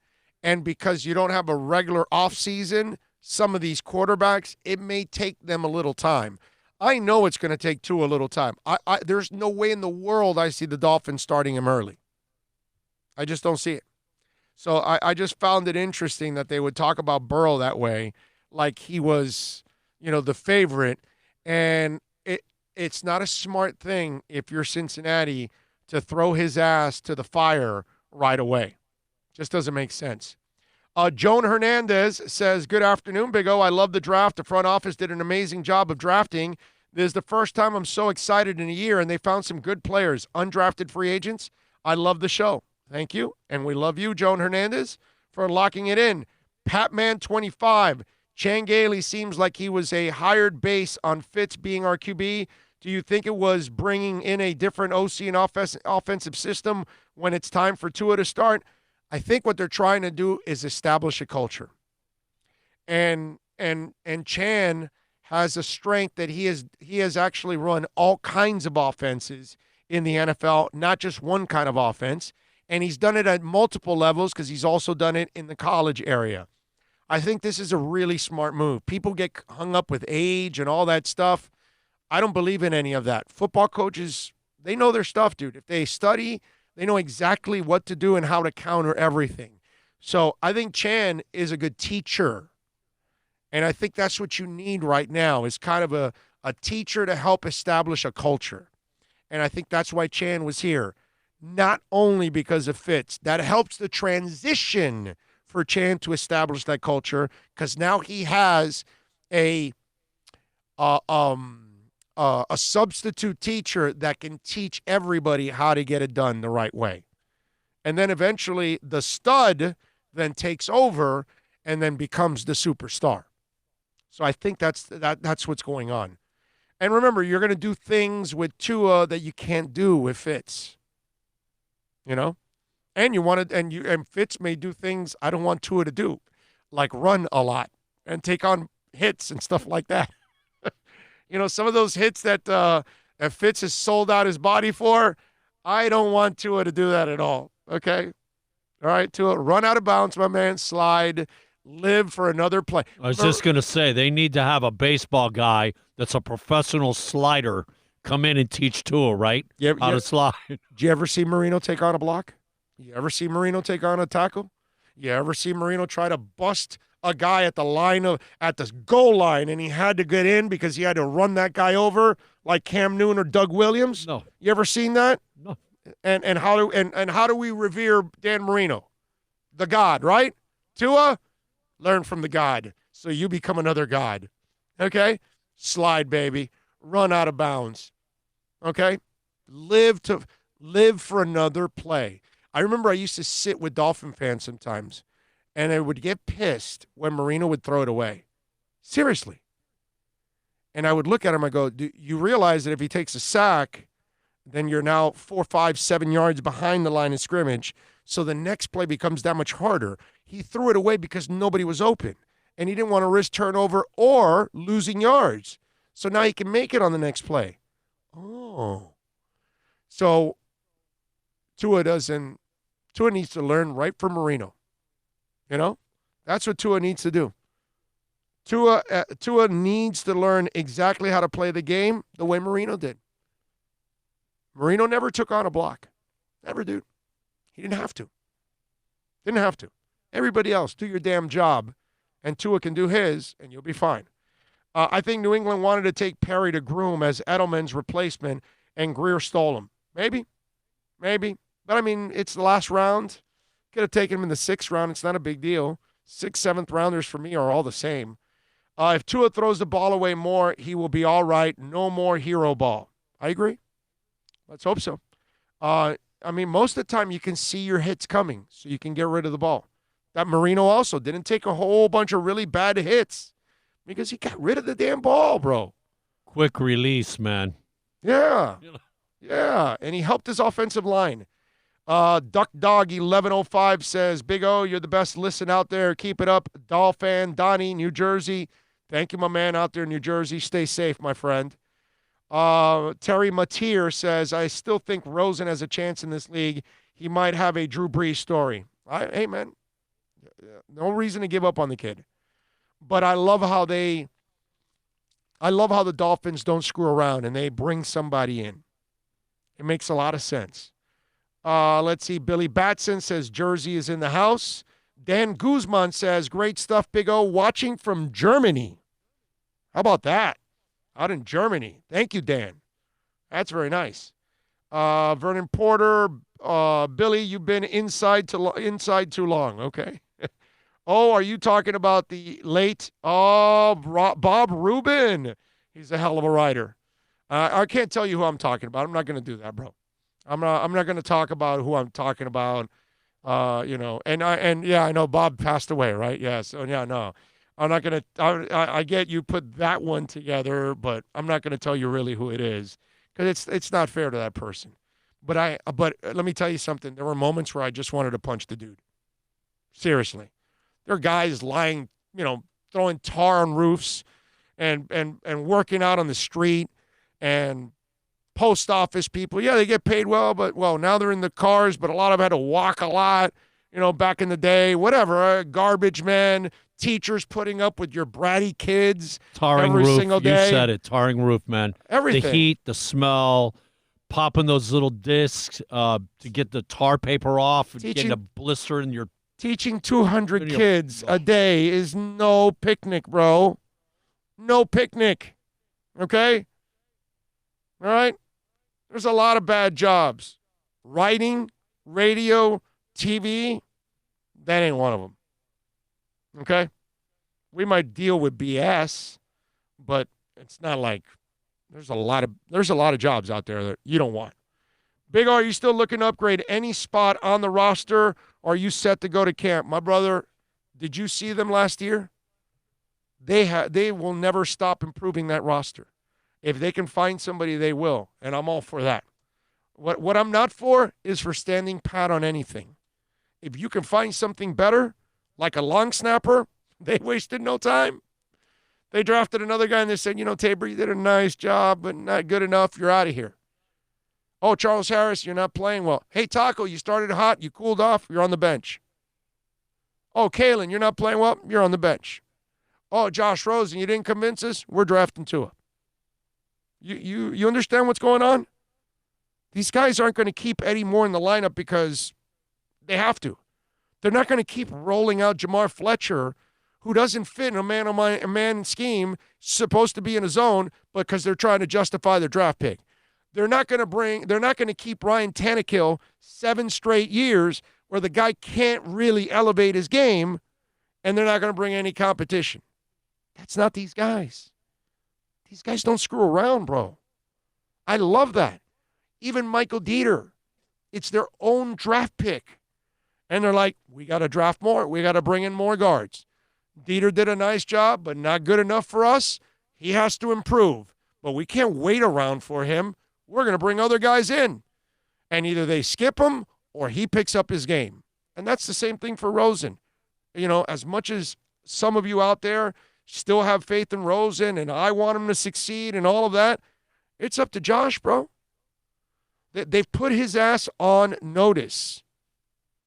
They drafted a franchise stud. Wake the hell up, kid. Before that injured hip gets completely 100%, and Tua gets on the field slinging that ball, your life is over as a Dolphin. So you've got a small window now, Josh, to improve. That's what I love about Flores and Greer.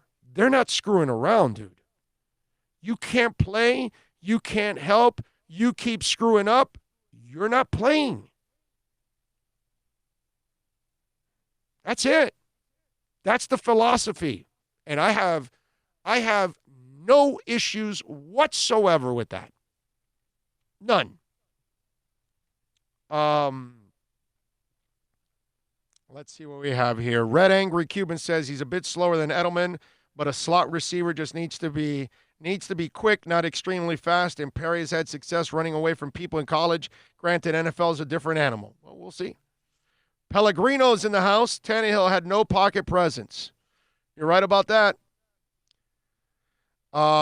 Premier Reviewer says, I'm really happy to see you have success on this platform, Big O and Bill. Thank you, Premier Reviewer, and thank you, as always, for looking out for us constantly with great tips and helping us. Everybody helps us grow one way or another. You're watching, you're downloading, you're suggesting, super chat, our sponsors, whatever, man. There's so many ways to contribute and really help us out. So thank you all out there, really. Let's see. This whole wide receiver squad is injury prone. I would have drafted a wide receiver. I mean, you know what? I can't argue with you on that. I can't have a logical discussion with you on that because Devontae Parker's injury prone. Preston Williams coming off an injury, and Albert Wilson breaks down all the time. Yeah. I can, but you can't fill everything. And you can't solve every issue right now. The question I have for you is, what's more important to solve first and foremost? Your quarterback and your interior or the periphery? The teams that aren't very smart, they go find the outside pieces. And then yet there's nobody to block, like last year. There's nobody to run. And then your quarterback's running for his life. If you make the offensive line better and the D-line better and that secondary better, and remember, for a certain stretch of the season, the Dolphins were one of the best teams to get off the field on third down on defense, which is like a nutty stat to have for that team with no talent. If you now can control the clock, can run the ball, you will now make your quarterback better and whatever receivers out there. Remember, the Super Bowl was won one time with Mark Ingram and Phil McConkey as your wide receivers. Okay? So it's not like you have to have these star receivers. But if your line and your running game is dominant and your quarterback's playing well, everything becomes better because your line is dominating. And then it makes your average back decent. And it makes your good backs great. And it makes your great backs absolute superstars. So you have to understand this is only year 2 of the process. And last year was basically more about tearing it all the way down. And this is the year where you're really laying that concrete foundation of the team. And that's what you're doing right now. And you have to start inside before you go outside. And for now, you've got enough outside that should be serviceable. And it got better as the year went on last year, remember? Well, if you give them a better line, everything will get better on offense. Even the running backs that I think Breida and Howard are an upgrade. A monster upgrade over what you had last year. Okay? So I think that's what you got to do first and foremost if you're going to build a football team. Build it the right way. That's why I like these guys. That's why I keep talking about them.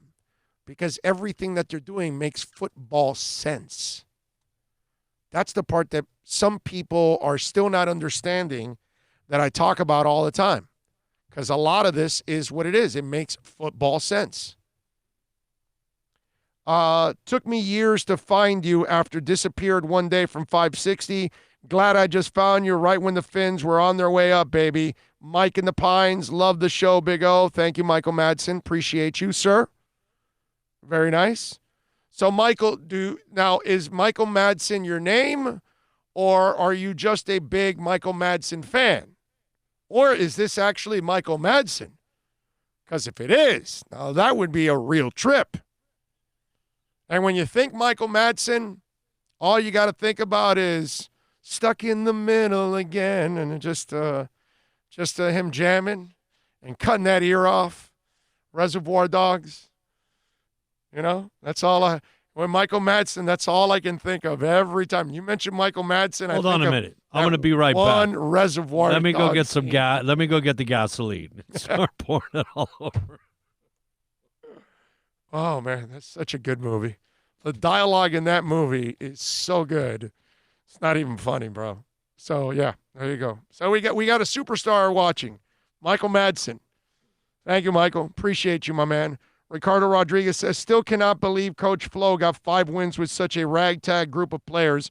Once he gets his imprint fully established on this team, we're going to roll over everyone. I'm with you, man. I'm with you. I am with you. I cannot wait to see this Dolphin team and this franchise take off, and it's going to be a lot of fun. It's going to be a lot of, you know what's going to be a lot of fun? The part I'm going to enjoy the most is watching your faces and seeing your emotions, because we all are in the same boat. We've all been, thinking about the same things and wishing the same things, So hopefully everything will We'll turn the page, as we say. You know what's a nice feeling, man? What's that? Because usually it's, why did they do that? What are they thinking?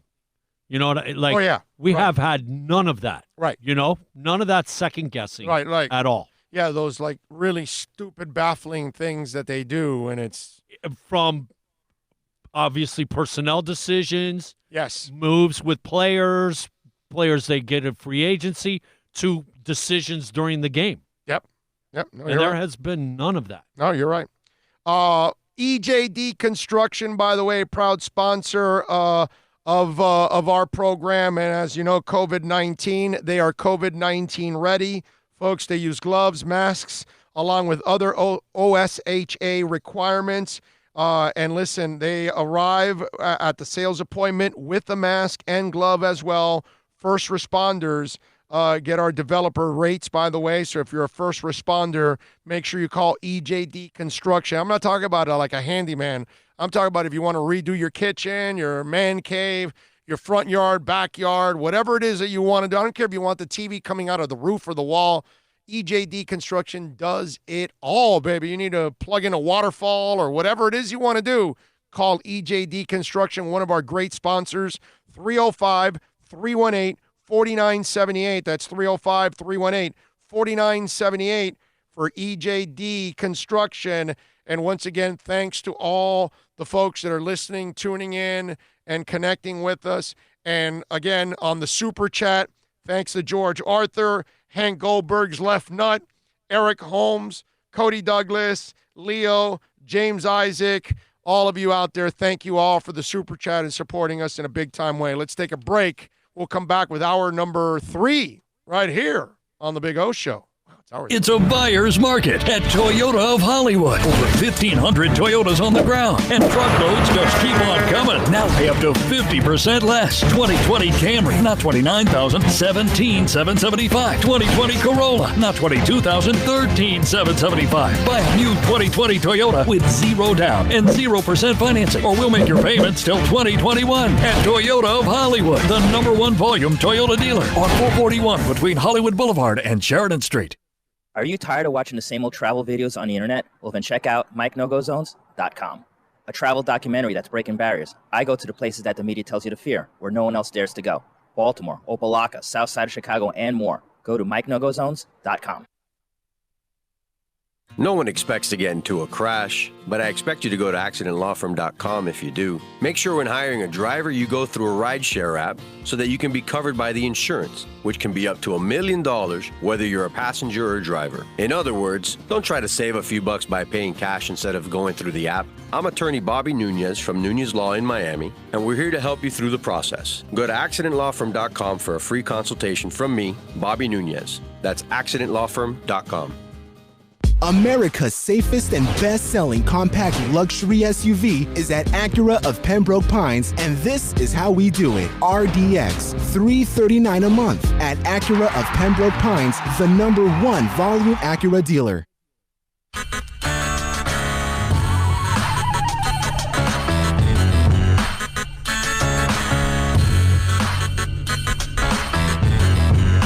This is the Big O Show.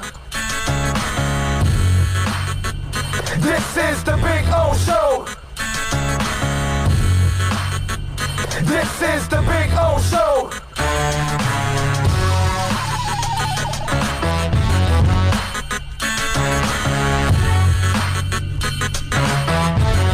We back. Love it. So, a lot of things to talk about here on the program. What's it called? Here on the show. Oh, one more thing. Lower that a second.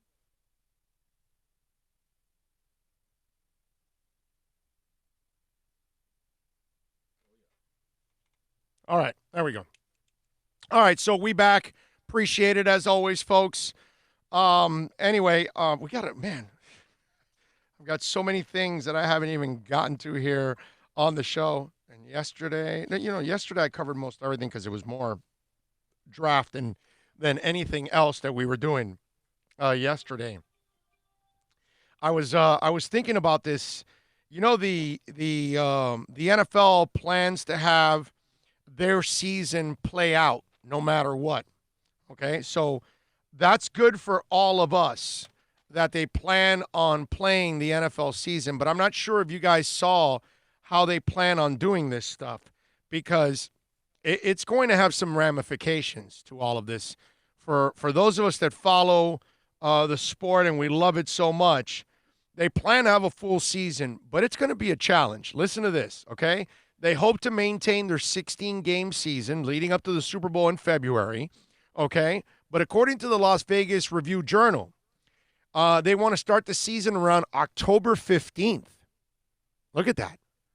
I mean, think about that. We won't get a football season till October 15th, ending in February 28th, by the way. That's when the Super Bowl will be moved to, the end of February. So then, in other words, you push back because you started right around, September 11, 12, 14. You know that. We start right after September 11 nowadays. And so you're pushing it back a month, basically. And so then you're pushing back the Super Bowl a month, right? But they're going to play without bye weeks. So no bye weeks, citing also the 2 weeks between the conference championship game and the Super Bowl to one, canceling the Pro Bowl, which I got to tell you something. That's a blessing right there.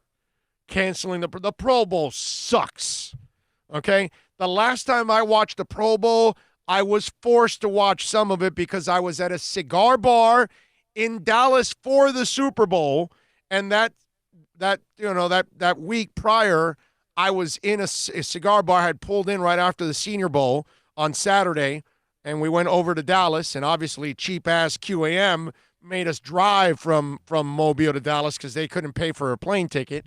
So we drove over, and we were there on Sunday, and that was the Pro Bowl because then we were there for the whole week to broadcast and do Super Bowl week. And what's it called?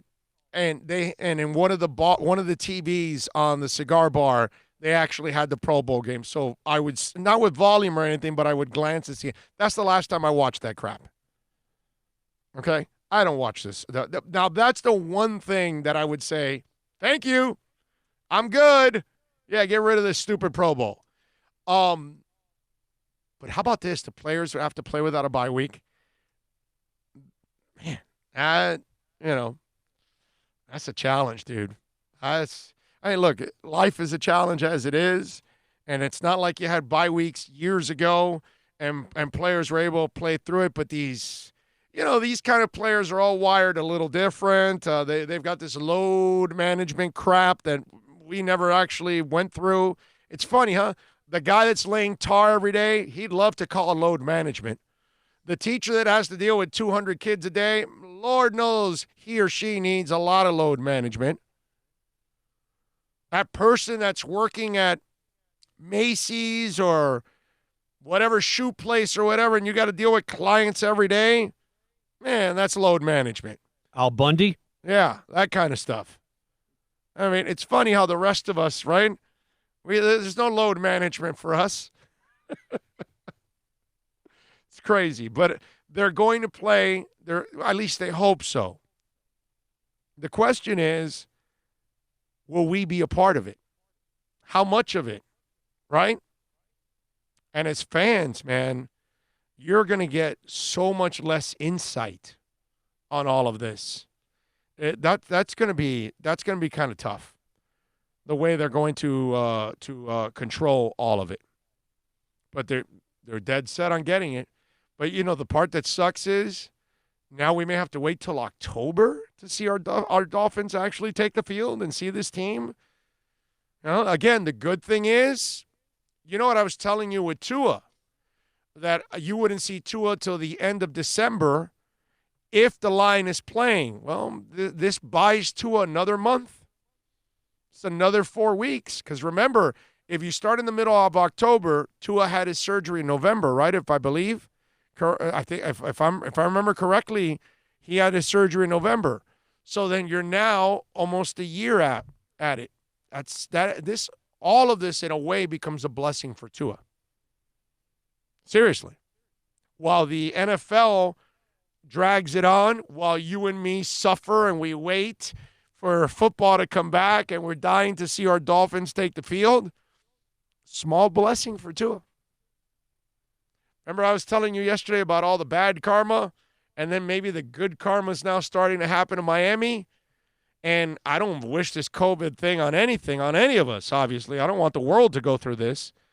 But there's a small silver lining for Tua because he's getting closer to being healthy, actually, now that I think about it. And the season hasn't really played. So this might give you an opportunity to even maybe get him in there earlier than December. Actually, December now is early December might be the halfway mark of the season now. Interesting how that becomes a whole different ball game. He's almost 13 months removed from the surgery in December. And then now you've got a possibility of putting him out there on the field to find out a little bit more. You know, now that I think about it, them actually pushing back the schedule, does that become, and we have to suffer and wait till October, but maybe we might get more Tua in this kind of a season than the one that started in September. The one that starts in September, you may never see Tua. Because if he doesn't play at the end of December, he probably doesn't play. But now, maybe now you might see Tua if they do it this way. Because when I was reading those dates, I'm like, this kind of changes a little bit for Tua. Yeah, they want to do the NFL schedule. They want to play. But you know what? Maybe it's a Tua plus if you continue to do this NFL schedule. I like it. All right, 786-322-1105. That's 786-322-1105. If you want to get in on the accidentlawfirm.com text line, you can also reach out to me on Twitter. That's at Big O Show. Thanks to all of you out there doing the super chat as you have. Let's see. An October start time would be a disadvantage for the Dolphin. Teams wouldn't play in the hot September games, and Miami would play colder games up north. Bro, don't worry about that. Radically, you're thinking way too much into that. We're not a Super Bowl team. We're not worried about playoff positioning and home field advantage. My man, we're here about developing players, developing a team. It's not about using something to your advantage. Let's just play the game, okay? Let's just get it done. That's it. Hey, where did the Dolphins play in Week 17 against the Patriots? We were up there in New England. But Radically is worried about climate being to our advantage. Wasn't that an advantage? Radically, isn't that an advantage to the Patriots? How come they didn't use the cold to their advantage? Maybe because Miami was just better, cold or hot. Let's get back to being a better football team. Let's not worry about the gimmick. Let's not worry about the extra. You know what? When the team is really, really good and we know they're going to kick their ass, then I also want to see the Heat wear them out while we're kicking their ass. You know, like the old days in the Orange Bowl where we were all drenched in sweat, but we were screaming at the top of our lungs and loving life because we didn't care because the Dolphins were kicking ass. And that's what we got to get back to, bro. It's not about using the Heat to our advantage or any of that stuff. Let's use intelligence. That's what Shula brought to the table. Let's use good football players. That's what Shula brought to the table. You know, let's use some great quarterbacks like Greasy and Marino and, hell, Strock and what's it called? Damn it, I'm forgetting the 70s guy. Earl Morrall. You know, that's what Shula brought. You know, let's get back to that where we know, you know, Zonka's better than you. We know Paul Warfield and Mark Clayton and Dan Marino, you know, and Jason Taylor and Zach Thomas are better than you. Let's get back to having the better team. The Heat and all that stuff, that's an extra. Okay? That's the cherry on top of the sundae. You'll still love that sundae. You're going to eat that sundae up, bro. When they add that cherry, okay, adds a little some to it, but it's not the reason why the sundae is the sundae. You know what I'm saying? And that's what the Heat is. Nothing more. Let's see. Joe Miller, we can't be picky. We just got to be happy if there's football this season. Exactly. But in a quiet and twisted way, it might help Tua. Major Finn says, I heard Tua just had an experimental surgery to cover his bones in adamantium, or what the hell is that, dude? I don't even know I'm not even smart enough to pronounce it or know what the hell that is. Adamantium to help his proneness to injury or proneness to injury. Okay, I don't know what adamantium is. Major Finn, you're way smarter than I am, bro. I don't know what adamantium is. I don't even know if I'm pronouncing it right. Okay. Heat were having a great season. Well, let's hope they can finish it out, my man. They are young. They can bounce back. So they should be fine. And let me tell you, this rest is good for Jimmy Butler. Okay? That's actually a good thing. Big O can't wait to see Belichick's face when we destroy them the next few years. I'm with you there, man. I'm with you there. They forced Brady to get the hell out of town and go to Tampa. Dolphins need to force Belichick to retire. Chase One says, swamp ass will make it play horrible.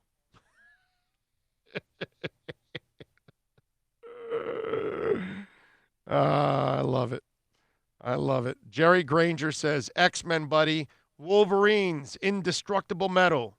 Oh, that's what that is? Okay. All right. You got me. All right. That's funny. I like that. Let's see. Ryu says, now everybody's chiming in with the, all right, I missed on the Wolverine comment. My bad. Damn, you got me hungry with the Sunday talk. What's your favorite Sunday? You know, I don't know. I'm more of a cookies and cream and chocolate or vanilla. I'm really not that much of a Sundays guy or anything like that. So I'm more of a traditional type guy, even though Sundays are as traditional and as American as it gets. But no, not the Sunday guy. You get me an Oreo Blizzard, I'm good. You get me an Oreo sandwich, you know, the round one. I love that with the 2 cookies and the ice cream. Or straight up chocolate or something like that. I'm good, man. I'm pretty simple when it comes to that. So that would be my choice. Jose Baño says he's talking about Marvel's Wolverine. Yes, thank you, Jose. Everybody's correcting me on it or helping me out on it. Let's see. Intelligence is definitely what the Dolphins are bringing from telling Tua. Tell everybody we're not interested for him to bring down the price. But then but for them that's an asset. Yeah. Everybody's got the X-Men thing, and I'm the only idiot that didn't get it. Sorry, folks. My bad. I didn't catch that one. That was my bad. Let me see what we got on the accidentlawfirm.com text line, 786-322-1105 if you want to get in. Morning, Big O. Love the show. Listen every day. A month ago, it was reported that XFL star Cam Phillips drew interest from the Dolphins and the Bengals. If Miami is still interested in him, would it seem his desire? You know what? I don't even know if he signed. I remember that. You know what? I didn't even keep up with that. Let me see if I can just put Cam Phillips news on the computer here and see what comes up and see if they did sign him to the show. Thank you, Larry, for chiming in. Let's see. I'll wait till it comes up. Jess in Minneapolis. This Dolphin team makes you feel proud, don't they? Hell yeah. Hell yeah. I feel so good about the Dolphins, like I haven't in a long, long, long time. You know, it just says interest. It doesn't say anybody has signed him. Let me see now. I'm going to kick into this AP thing here. And let me see, because I am not seeing anything. If anybody knows where Cam Phillips signed, that's a good point, man. That's a good point. Why not bring him in? Yeah, it just says interested, and I put just Cam Phillips news. If anybody knows what where Cam Phillips went, if he did, if he signed with somebody, fill us in, because I'm with you. I would love to see him sign with the Dolphins. What the hell? It can't hurt, right? Morning, Big O. I rarely get to tune in live because I work nights at the hospital, but it's always a plus when I can. I've been hearing that our new left tackle may not start right away because he's too green. What are your thoughts? Okay, let me get into this a little bit on this that, you know, the players are too green to start. Okay? And that is kind of in general for all these players. Look, the problem is, I think some of the guys in the media and women are running with the statements from Brian Flores. Okay, you got to understand this. Brian Flores isn't Rex Ryan. He's not going to stand there and tell you, well, we drafted the greatest player on the planet. This guy's going to take the field for us. He's going to kick ass. He's going to be awesome. So then all of a sudden, now he's put this incredible amount of pressure and expectations on the kid, and he hasn't taken a snap yet. He hasn't learned how to play the game. He doesn't know where to stand. He doesn't know the playbook. It may take him a little while to figure it out, dude. Poor Raekwon McMillan, bro. He gets in. He blows his knee on the first play of his freaking career in the NFL. He's out for the year. The following year, he comes back. He's got to learn the playbook and rehab at the same time. Poor kid looked lost. Hit the wrong holes, went in the wrong direction. You're like, wow, you were so disappointed in Raekwon McMillan. Well, a year later, he's healthy with the knee now. Now he had time to really recover. And then a better coaching staff came in and figured out how to use him in a better way. And maybe it wasn't the coaches in the year. I mean, maybe it wasn't Raekwon that much in year two. Maybe that coaching staff kept playing him the same way and he couldn't respond. Yet these guys switch you up. No, Raekwon, we like you a little bit more as a pass rusher. We're going to use you in this area. And all of a sudden you're like, hey, Raekwon, a pass rusher? And he's actually helping us out? Hey, wow, Eric Rowe covering tight ends? Wow, coaching, baby. You got to figure players out. You got to know what they can and can't do. And you can't keep putting a player out there if they don't know what the hell they're doing. Do you think in year two, when Raekwon was hitting the wrong holes, they would have actually kept playing him, Flores? No. Well, Raekwon, take a seat. You got to learn the game. You're making way too many mistakes out there. We got to move on. So every player that gets to the NFL is too green to start. And what Brian Flores is doing, okay, let me sift through all the BS, all right? What Brian Flores is doing is telling you, hey, we got to teach these guys how to play the game. Nick Needham looked completely lost, didn't know what the hell he was doing in the first couple of games. And then the lights started coming on, and he started figuring things out because he was too green. Everybody's green. Austin Jackson's green. Tua's never played at this level. They all have to adjust. Remember, when Austin Jackson lines up for the first time, he will line up against the guy on the other side that he's never lined up against. You know what they're called? Grown-ass men. Grown-ass men that have multi-year deals, grown-ass men that have incentives in their contracts, grown-ass men that have a wife, 4 girlfriends, 10 cars, a couple of houses, all kinds of insurance plans, agent, this, that. They got to pay a lot of things. And that's why they're junkyard dogs. So Austin Jackson, Tua, everybody else, bro. It doesn't matter who it is. They all, Mike Hunt, everybody's going to have to. And that's Robert Hunt, by the way. But I can't help myself. They're all going to have to adjust. Malcolm Perry, welcome aboard, kid. You did great at Navy. Now it's the NFL. Holy crap, they're faster here. Yeah, you got to react faster here. You got to read faster here. You got to be stronger here. You got to be smarter here. So they're all green. That's a lazy type thing to say about all these players. And Flores is not building up these guys and telling you they're the greatest, and then you go out and write it, and then you believe it, and then if they don't go out and have 10 tackles in the first game, oh, wait a minute. Flores / Rex Ryan told us he was great and he was going to dominate. But he's not. So now you take it out on the kid because, hey, the coach said it. So what Flores is doing is taking the proper approach. Hey, man, slow down. We just drafted these guys. We got to teach them how to play. That's called respect. Respect the game. The game's not a joke.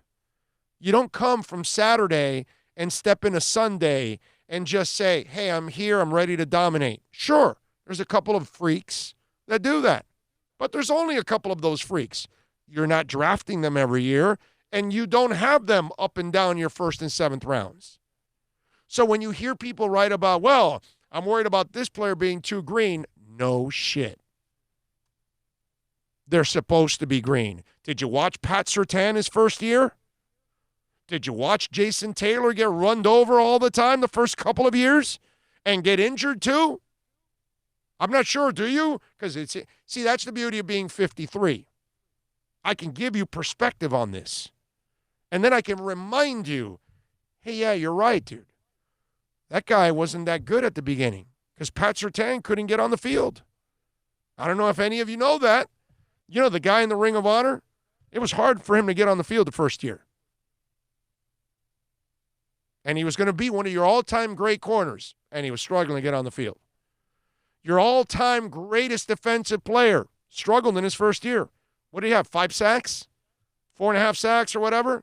Let me see. I'll give it to you right now.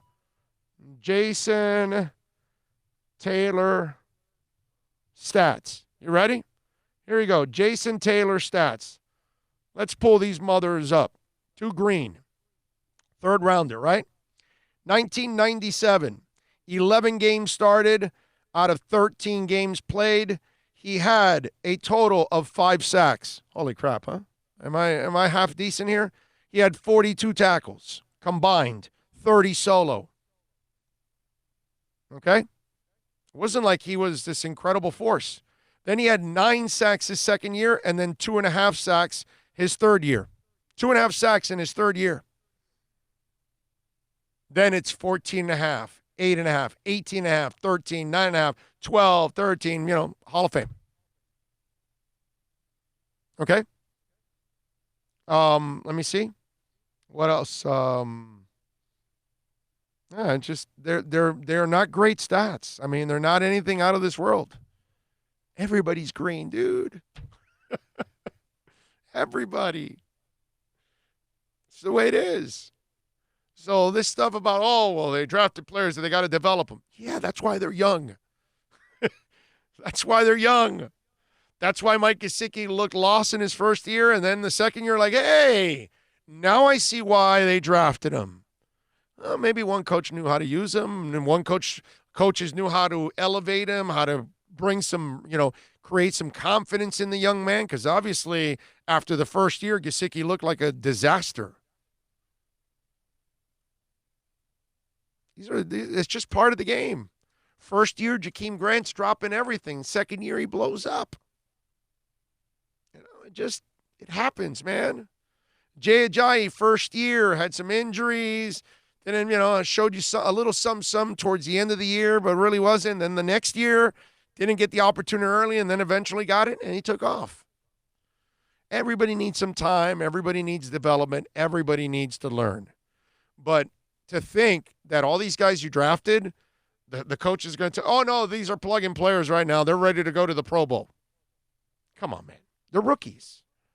Peyton Manning threw 25 interceptions. Do you think he was ready to play his first year? No. Of course not. It's a lazy statement. Oh, well, these guys are green. These guys need development. Every rookie needs development, dude. What do you think? Everybody's Walter Payton and Barry Sanders? No. Sorry, let me see something a second here. I just want to check something just for fun. I want to see something here. Walter Payton? No. He set the rookie rushing record? No. He tore ass from the get-go. I know that. That part I know. It's somebody else that I want to look at a second because I'm pretty sure I'm right. Yes. Jerry Rice had 3 touchdowns his first year. 1985. Okay? 900 yards, which is actually pretty good for a rookie. Okay?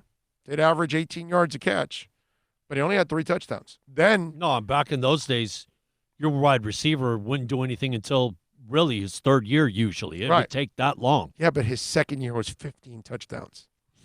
Well, But that's Jerry Rice. Rice. That's Jerry Rice, the greatest receiver of all time, okay? But even Jerry Rice, 3 touchdowns his first year. He wasn't ready to dominate the league either. You know what I mean? And that's the greatest receiver of all time. Okay? We got Mark Clayton. I think it was Clayton or Duper. They were very pedestrian. Well, Duper blew out his knee, didn't he, in a race at practice, right? Somebody challenged him to a race, 4.28 guy, blah, blah. And, yeah, he got hurt running a race after practice. Wasn't, and I don't remember if that was his rookie year. I can't tell you that because, again, I want to say that was his rookie year. You might be right, but I think Clayton wasn't a star his first year either. That was right next to, actually, my old high school, Pace High School. Yes. Yeah, I remember back in the day that dump to go see the practices. He had 1 touchdown and 114 yards. Yeah, he tore it up his first year. He had 18 the following year. In his second year. Every player needs development, man. So when you see somebody talk about that or write about it or say it on television, well, the Dolphins drafted players that they need to develop. Dude, they need to develop everybody. Okay? You don't become the player you are from day one. There's only a few of those guys that just step in and it's like they don't miss a beat, Thurman Thomas, Barry Sanders, those kind of guys. It's just Todd Gurley. Those people are different, man. They're wired different. It's just one of those things. You can't do anything about it. Those are few and far between. Okay? So to me, this whole thing about too green to start, paja mental, mental masturbation is exactly what it's all about. All right, 786-322-1105 if you want to get in on the accidentlawfirm.com text line. We do want to remind you that the show is brought to you by Toyota of Hollywood, the #1 volume sales dealership in the Southeast United States now, 6 years in a row. Steve Ostrob and company will be there on Thursday at 1841 North State Road 7. Come on by and say hi, man. And if you're looking to buy or lease a vehicle, you can do it. You can do it by the phone. Call Herbie Lopez and tell him, hey, Herbie, Big O says I can buy it on the phone. You can deliver it to me. Can we do that? They got 90 days, no payments, so they know to get you through these tough times. Reach out to Herbie, man. Tell him that Big O sent you, Steve Ostrob and the people. They do great work out there, man, at Toyota of Hollywood. Are you tired of watching the same old travel videos on the internet? Well, then check out MikeNoGoZones.com, a travel documentary that's breaking barriers. I go to the places that the media tells you to fear, where no one else dares to go. Baltimore, Opelika, South Side of Chicago, and more. Go to MikeNoGoZones.com. No one expects to get into a crash, but I expect you to go to accidentlawfirm.com if you do. Make sure when hiring a driver, you go through a rideshare app so that you can be covered by the insurance, which can be up to $1 million, whether you're a passenger or a driver. In other words, don't try to save a few bucks by paying cash instead of going through the app. I'm attorney Bobby Nunez from Nunez Law in Miami, and we're here to help you through the process. Go to accidentlawfirm.com for a free consultation from me, Bobby Nunez. That's accidentlawfirm.com.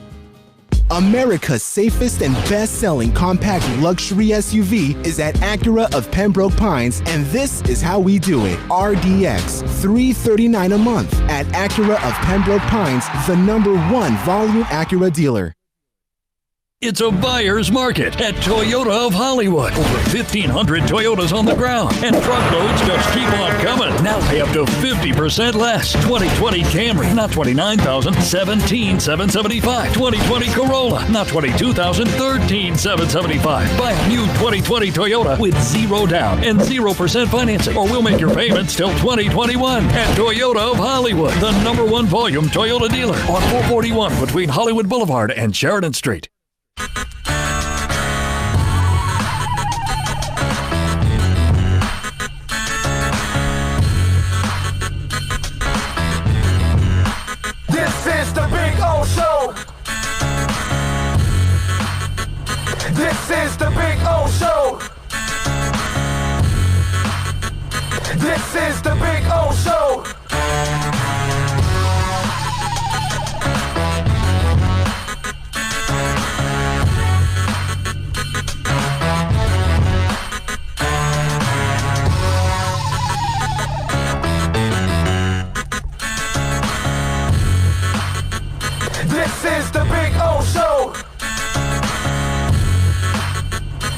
This is the Big O Show.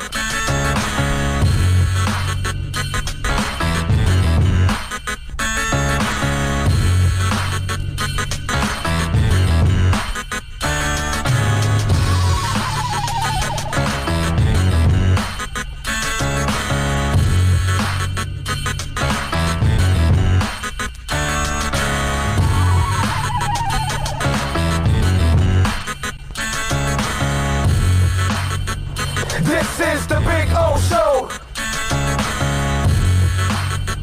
This is the Big O Show. This is the Big O Show. This is the Big O Show.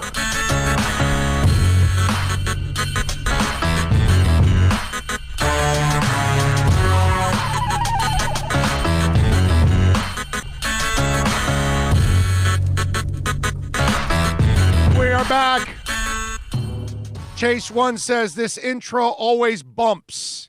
So I mean that's good, right? Bumps means good, right? That's kind of like cool flows. It is. Lord Productions did that for us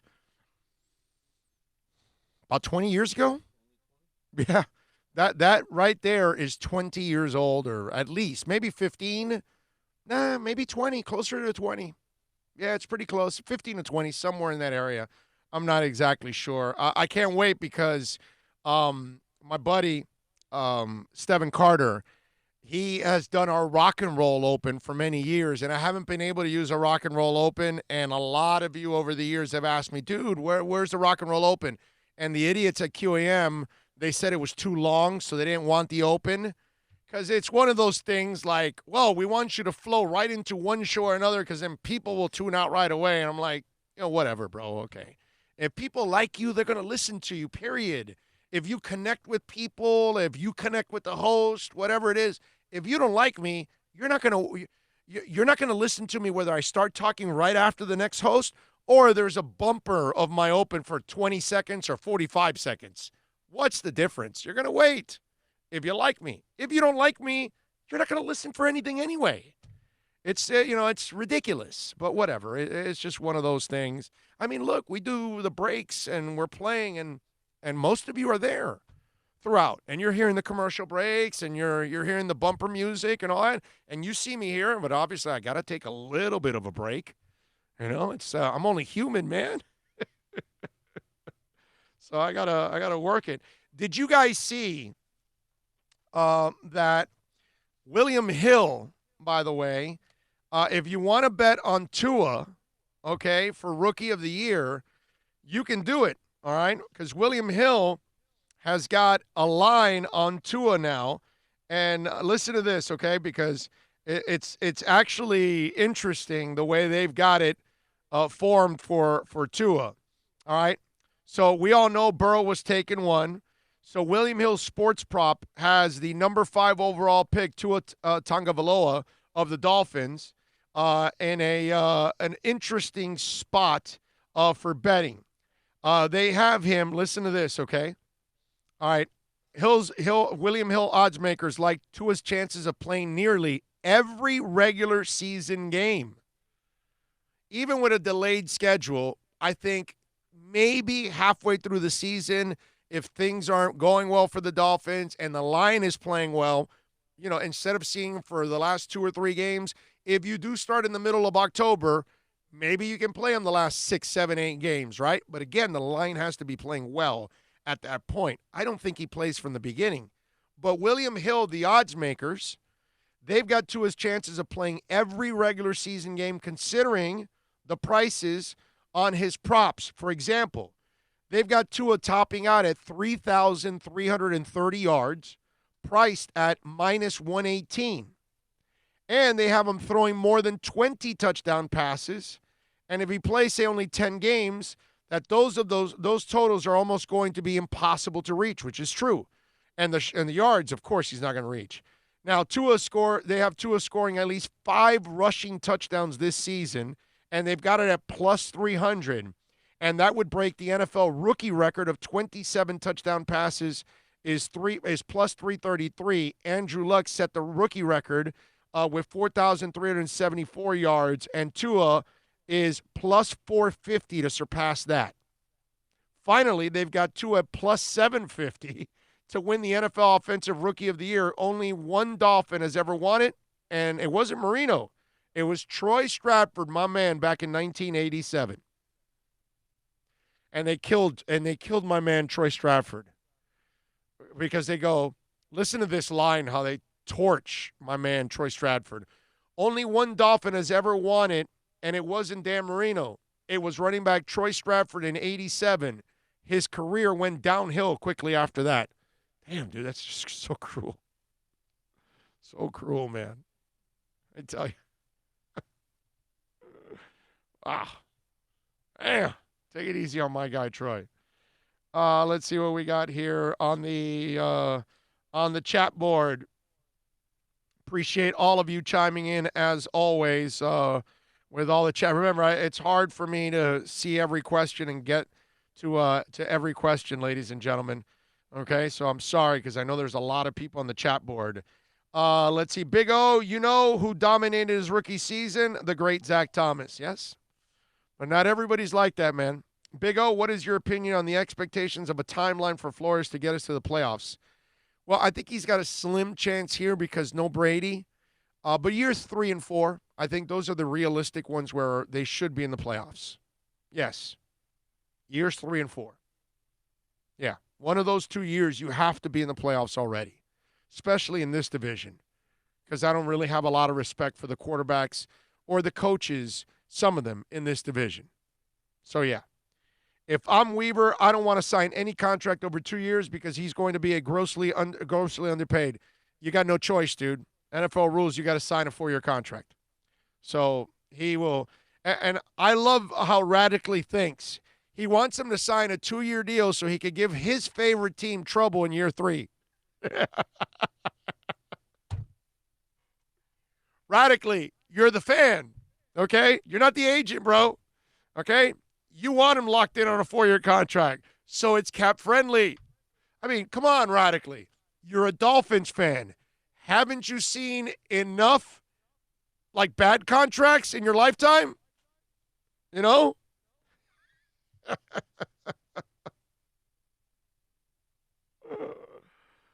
Tell you, you guys are an absolute trip. If you're a fan, dude, you want him locked up for 8 years. Are you watching The Last Dance? Did you see Reinsdorf allow Pippen out of his 7-year contract? Hells to the no. Okay? Hells to the no. And look, Scotty got a contract after that, and he made some money, and he's fine, and he works on the NBA Jump and all that. He's making his money. He's fine. He's not poor or anything. He's not hurting. You know what I mean? He doesn't have to kill himself like you and me to survive every single day. So don't worry about Scotty. But fans for the Bulls are happy they locked into that 7-year contract. You see the 6 banners up there? He helped out. Okay?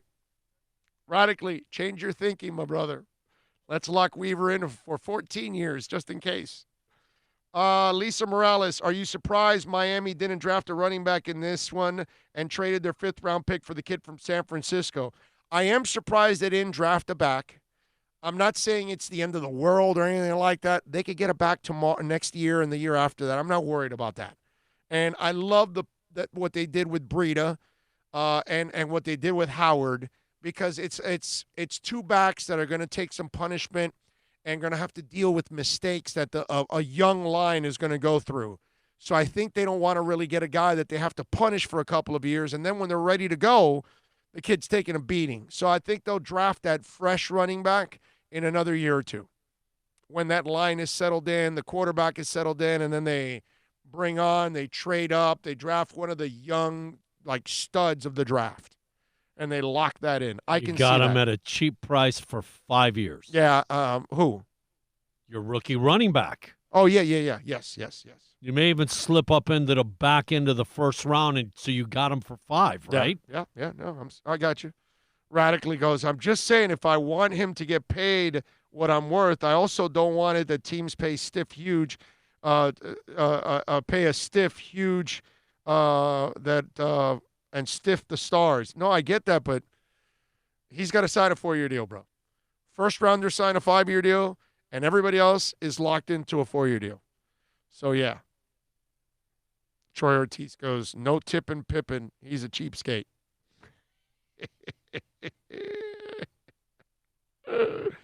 Ricardo goes, get a solid O-line and you can get a decent back. Exactly.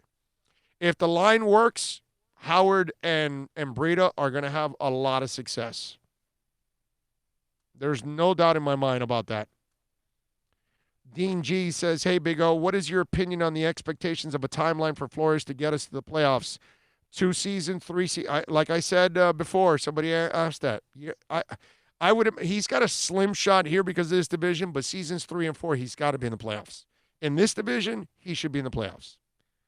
Okay? Sean Campbell says, Verna, my cousin, is Craig Zinn's personal secretary. Great guy. Oh, okay, cool. They're good people over there, man. They are really good people over there. They have an interesting business model, man. It is damn impressive, I got to say. When you go there and you see it in action, the way they've got things going on, and obviously because there's such a volume dealership, they offer great prices, and that's why they constantly have people there. Yeah, it's pretty damn impressive. Thanks to everybody, by the way, as you guys keep reaching out to us on the text machine. And you know what? Let me get back to the accidentlawfirm.com text line because a bunch of you were asking questions, and I have not finished those questions. How's it going, Big O question? How can I donate to your show? Maybe like a subscription, $10 a month. I get more enjoyment out of your show than that, but I feel like I should be doing something. Stephen Pensacola. Oh, well, we have Super Chat, my man, on YouTube. So that's a way that you can donate to us when we're live. So it's and you know what? It's kind of interesting, the whole thing of the subscription, but then that would force you to do it every month. And what about if you're tight and stuff like that's not, So I don't want to make it like a main reason why people can only listen is by subscription. That's not fair either.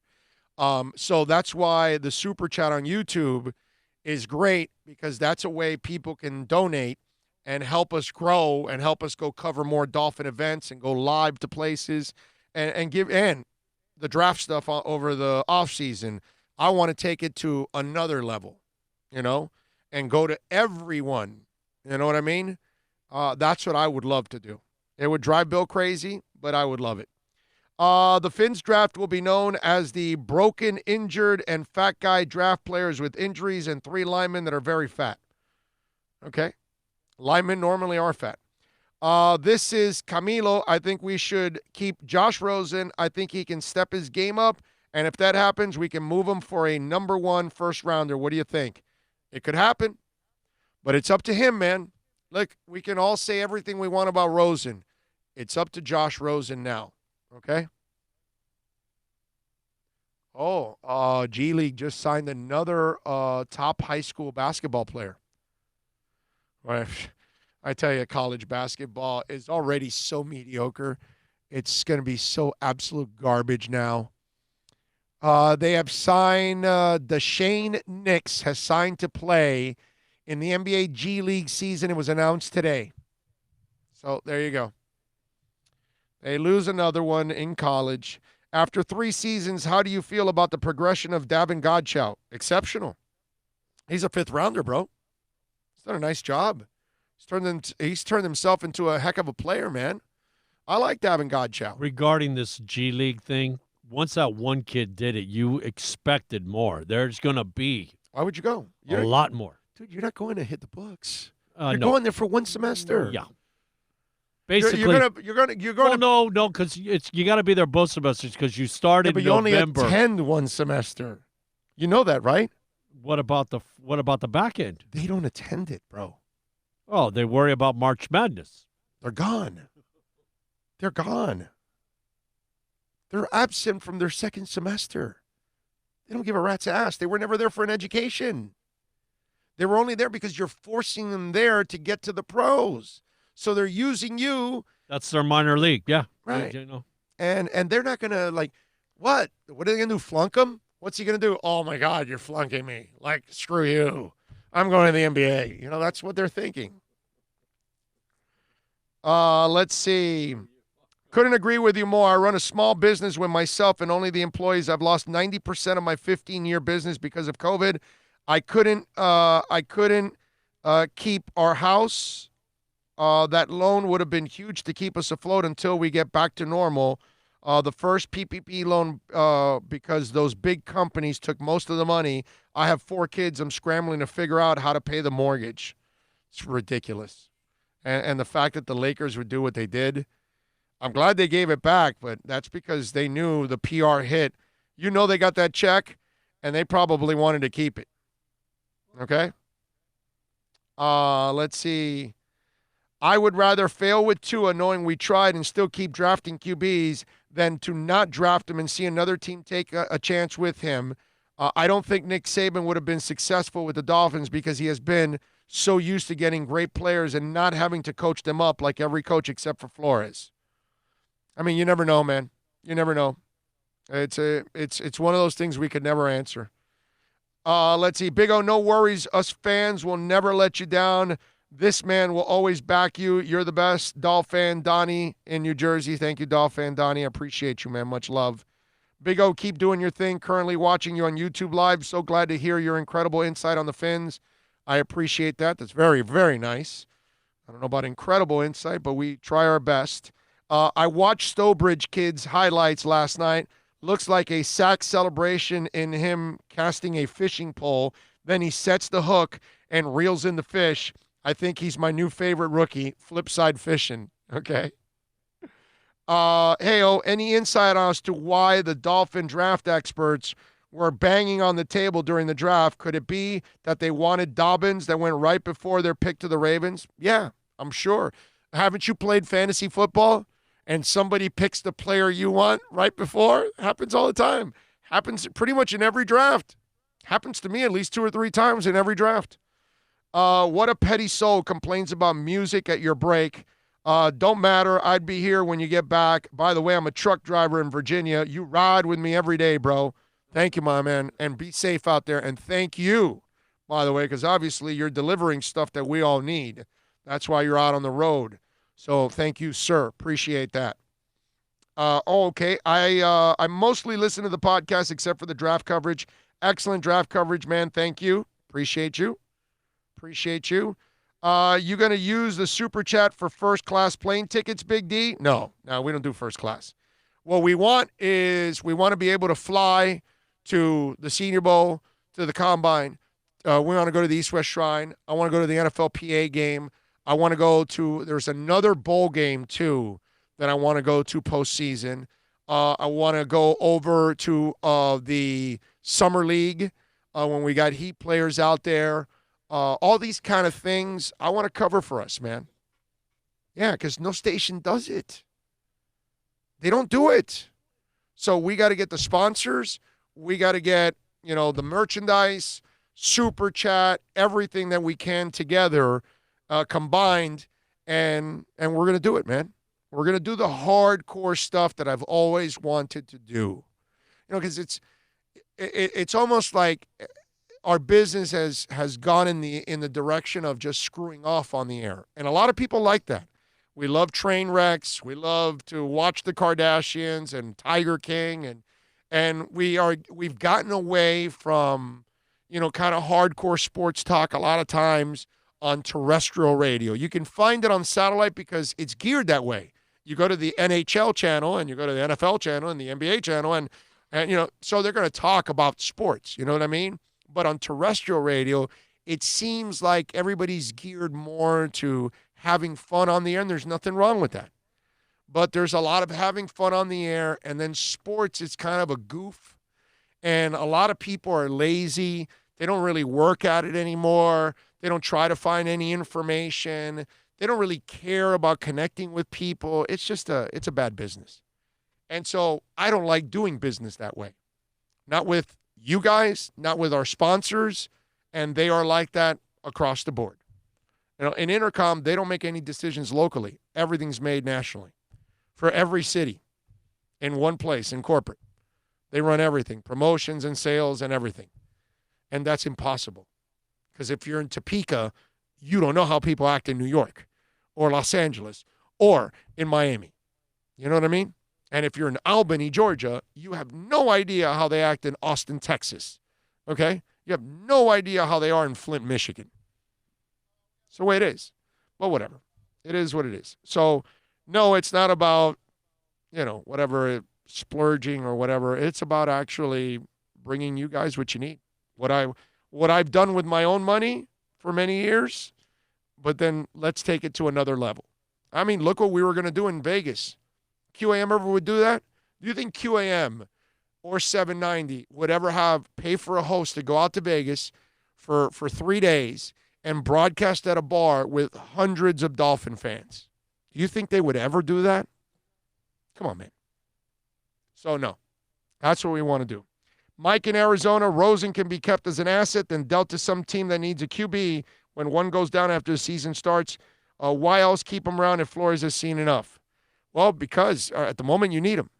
So it's a smart move, actually, to keep him around. I like it. And you shouldn't give up on Rosen as it is. I don't think it's right to give up on Rosen right now. I really don't. I think we should still hang on to him and give him another chance and see if he can develop, and maybe you get something out of it. And if you don't, then it is what it is. You can't do nothing about it. They tried. That's all. We selected Hunt, and Ravens wanted him so they can have Dobbins, but man, that would have been awesome. Can't get everything, but eventually we'll get it done, man. It's not like you can't replace a running back. You know what I'm saying? You can replace a running back. You can find one. That shouldn't be that difficult. It really shouldn't. All right, 786-322-1105. If you want to get in on the accidentlawfirm.com text line, that's 786-322-1105. Let me tell you about Jose and all the great people at VSS West Pines, man. They do an awesome job. 12397 Pembroke Road. Go see my guys out there. They are always following rules. Everybody's wearing a mask. I don't know yet if they've been cleared for anybody to come in, but the drive-up is there. You can call them at 954-613-3367. You can order online any of your CBD products, a hookah if you need to update it, your water pipe, papers, you name it, incense, cleaners for pipes, dry herb vaporizers, e-juice, the e-cigs, single, 3-packs. They've got them all, the disposables for you. 12397 Pembroke Road. Go to the website at vsswestpines.com and tell them that Big O sent you when you get on down to VSS West Pines.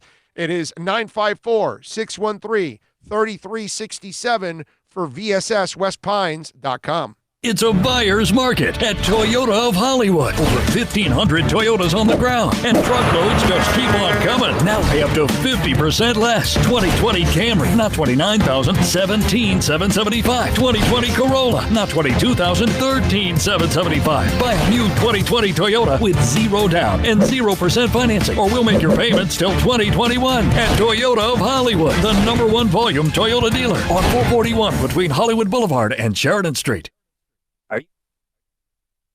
Are you tired of watching the same old travel videos on the internet? Well, then check out MikeNoGoZones.com, a travel documentary that's breaking barriers. I go to the places that the media tells you to fear, where no one else dares to go. Baltimore, Opelika, South Side of Chicago, and more. Go to MikeNoGoZones.com.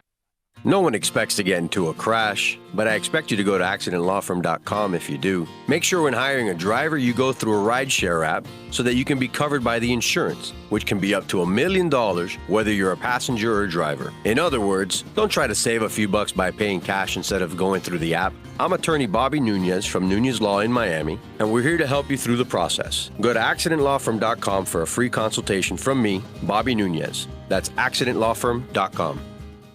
America's safest and best-selling compact luxury SUV is at Acura of Pembroke Pines, and this is how we do it. RDX, $339 a month at Acura of Pembroke Pines, the #1 volume Acura dealer.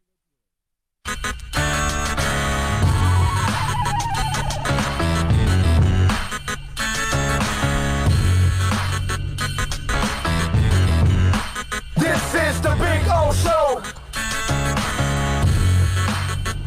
This is the Big O Show. This is the Big O Show.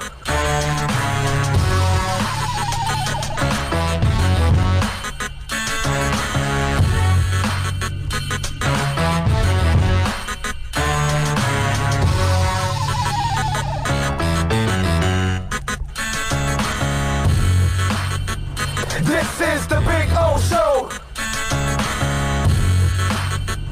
This is the Big O Show.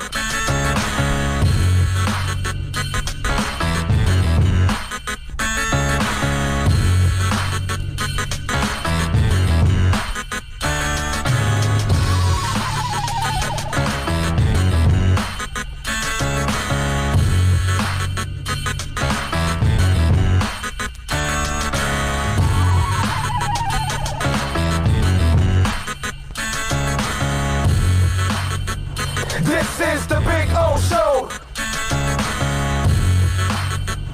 This is the Big O Show. This is the Big O Show. This is the Big O Show.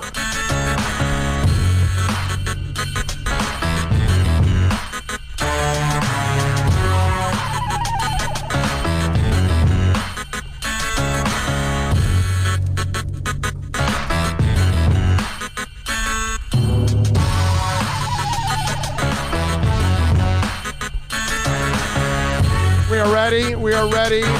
We're starting hour number 4 now on the program. Plenty of talk for you. More talk, more real sports talk you get here than in any other place in South Florida. And really in mostly any terrestrial radio outlet. Please give me a break. And again, thanks to all of you out there for keeping it locked and supporting us and spreading the gospel and sharing the links and giving us the thumbs up and all that, and subscribing, which is so important. All of that stuff is really, really important. And we thank all of you for doing what you do every single day here. However, you're even on the super chat and all that, which has been amazing here in the first 2 days on the super chat. And we thank all of you out there also for being, open to help us in many different ways, because you get it. I think most people, when you start to watch this show, you're going to get the kind of sports talk that you're looking for. You can't get really in any of the other stations. They just don't do it anymore. Just the way it is, man.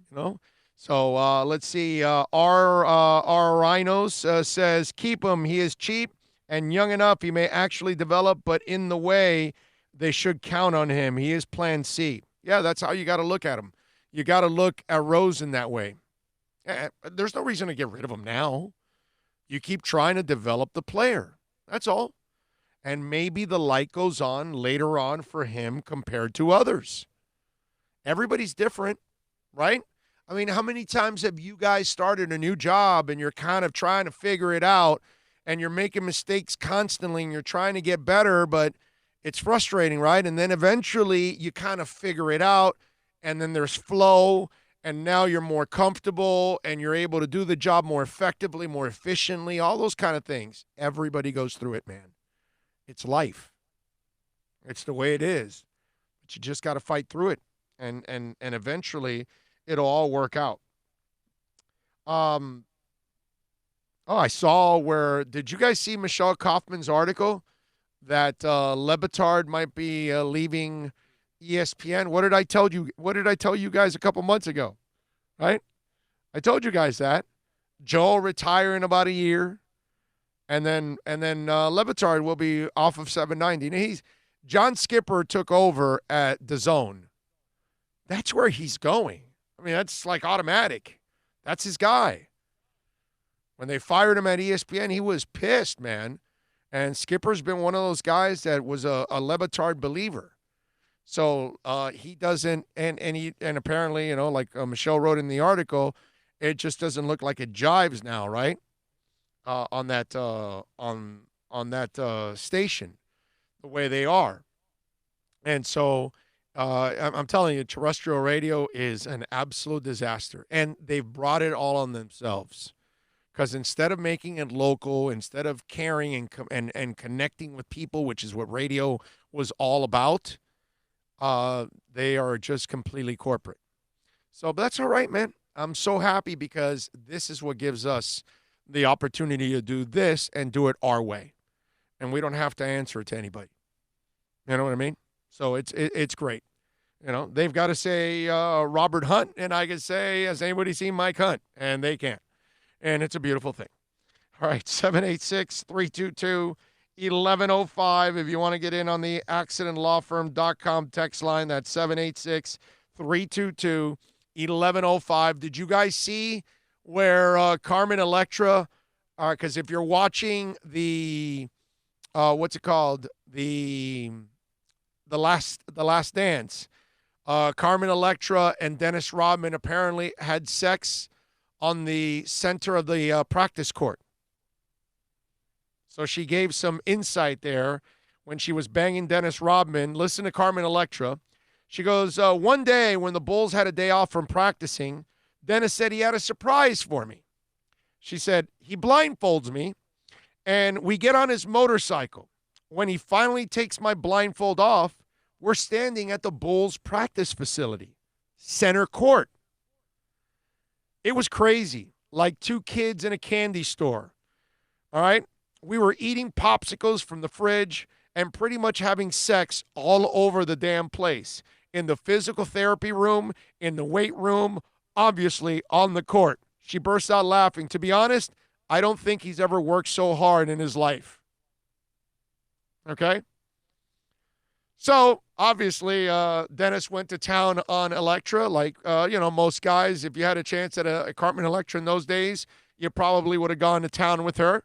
Although, after Dennis was done, you got to make sure that you're kind of gifted. Because then, it's going to feel like a hot dog down a hallway. That's just not really going to end up working. But anyway, I was thinking about this, okay? In today's COVID-type world, in today's what's it called? What's that? What are those STD type world, right? Okay. So they were having sex all over. Are you thinking keep your secretions to yourself? Well, they had sex in the physical therapy room. I'm just saying, dude, there's juices flowing from everybody. And you're leaving it all. Do you think they actually took the time to wipe everything down and disinfect it? You know what I'm saying? Like somebody, like Michael Jordan could have come the next day, lie on that bench, and that bench was just full of, dried up stuff. And he doesn't know. I'm just saying. Just one of those crazy things. Hey, listen. Who hasn't done something like this back in their day, right? Not that it was a Bulls practice facility, but somewhere else. And you had that chance. Just like, what's that movie, Johnny Be Good from Michael Anthony Hall? It's really a mediocre movie. It's got several actors, I will say that. What's it called? What's the name of the little cutie that's in it? And his best friend is Iron Man, Robert Downey Jr. So, there's several actors in the movie. It's not that good. But he's like a high school star, Michael Anthony Hall, and he goes on his recruiting trips. And so he ends up having sex with the dean's wife on the center of the field, of the stadium. So that kind of stuff. I saw that and it's like, okay, I get it. You went crazy and all that. I'm just thinking the next day you had sex all over the weight room, the physical therapy room, and then people are all then using all that kind of equipment. You know what I mean? There's a part of it that's kind of gross, That's Huh? I know. It is very gross, but I just saw that. I was like, holy crap, dude. Yeah. It's just terrible, bro. That they would actually do that. Let's go spew our juices everywhere. Oh, Leave. man. Man. Dried up leftovers all over the place. Just weird, dude. Weird. Ricardo Rodriguez goes, que asco.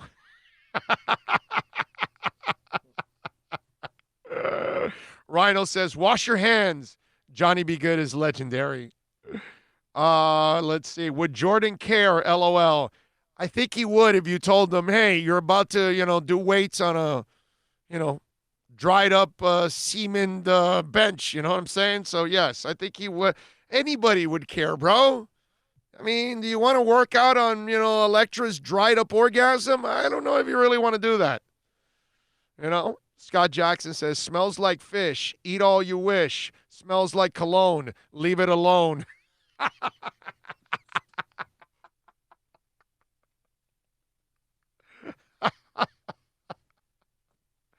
I've never heard that one. That's funny, man. That is funny. Big O, do you have an email? I'd like to ask some questions about intern journalism, beginning writer stuff. Sharif, DM me on Twitter at Big O Show. You can DM there all you want, and we can talk behind the scenes. And I will give you every reason why you should stay away from our business. Okay? Like I tell every young person, don't go into our business. Haven't you watched how they treat us in our business? Check it out. There's a lot of guys and a lot of women that end up losing jobs and they cannot recover from it, man. And it's tough. It's a brutal, brutal business. Okay? It is a really, really tough business. I would never suggest anybody to get into this business. When I got into it in the 90s, it was the end of the heyday. Once we got right into the beginning of the 2000s, it started really changing in a big time way. And, stations, these companies were buying up all the stations. And it's there's only a couple companies that own all the stations. And that's why it's terrible. We have less and less private ownership, mom and pop type of. That's when in the 90s, it was all over the place. And it was great because there was competition. There was a lot of jobs people were trying. But then once, the big companies took over and they just started to eat up stations like Pac-Man, and then what they want to do, don't you see what they do on FM? That they have one guy's voice on 800 stations across the country? You know what I mean? And then they just automate. A lot of the music stations are all automated. Very few are live DJs anymore. I don't know if you guys know that. Very few DJs that are live nowadays. Why? It's the same thing as sports. Think about, let me explain something, Sharif. I don't know how old you are, right? If you're young, then it's not. But in QAM, I just want you to know this, okay? Goldie was a backup. Boog Shambi was a backup. Myself, a backup. There's so many guys that came through QAM. But my point was, we had the starting lineup, right? And then what they did was, behind the scenes, but this was old-time radio. Greg Reed allowed that because that's the way it was back in those days. You would then develop your producers, who then sometimes became beat guys, who then became part-time fill-in guys, who then became full-time guys, right? I did all of that, except for the producer part, because I did all my producing at Wins and stuff like that. And I've done a lot of stuff on my own. Hell, I do a lot of producing here. But my point is that I then grew into the beat guy. And that's what I was hired to do at QAM, to be a beat guy and a fill-in, right? And then when they felt that I was good enough to do every day, then I did every day for whatever it was, 8-9 years, before I went to 640 for 4 more years and then came back to QAM for 4 more years. And so we don't do that anymore in radio. We don't notice how they don't develop anybody because they don't invest. And that's the problem. And so we used to invest in people. You know what I mean? We don't do that anymore. So all these like producers that they have now, they have no future. None of them. They're all interchangeable. They'll all get rid of them. They won't pay them. They don't care. You know, all those producers that are in radio now, they're all screwed. Very few of them will ever be given a chance to be on the air because they're never going to develop any voices. They'll have you fill in on some weekend or give you some bogus show in the evening so you can run other people's highlights or something, but they don't really give you the platform. You know what I mean? And trust you. And so that's why this business has gone to absolute garbage. You know what I mean? So there you go. That's like a little insight on how terrible local radio is and how terrible they treat human beings. You definitely don't want to be in this business. It's a terrible, terrible, terrible business. Let's see. Billy Batson says, I think Rosen is going to sit Fitz down. That would be amazing. You know that, right? Like, it sounds like a crazy statement right now after watching Rosen play last year, right? But I got to tell you that if it happens, it would be one of the most amazing things out there. And it would be so good for the Dolphins because they would actually, what's it called? They would actually create some value that they can trade. Joe Miller says, take some callers, oh. Yeah, I would. Let me see. Let me go to line 5. Our callers are here. I just took your call, and that's how you spent your call, by telling me take some callers. Ricardo Rodriguez says, I remember the ads from Connecticut School of Broadcasting. Yeah, back in those days. Well, I'm old. I go all the way back to Brown. Brown was before Connecticut. Let's see. What else do we have here? Let me see. What do we got? I don't think I see any real big-time questions here. All right, 786-322-1105. If you want to get in on the accidentlawfirm.com text line, you can also reach out to me on Twitter. That's at Big O Show. Follow us there. As always, did you see that there's an NBA prospect?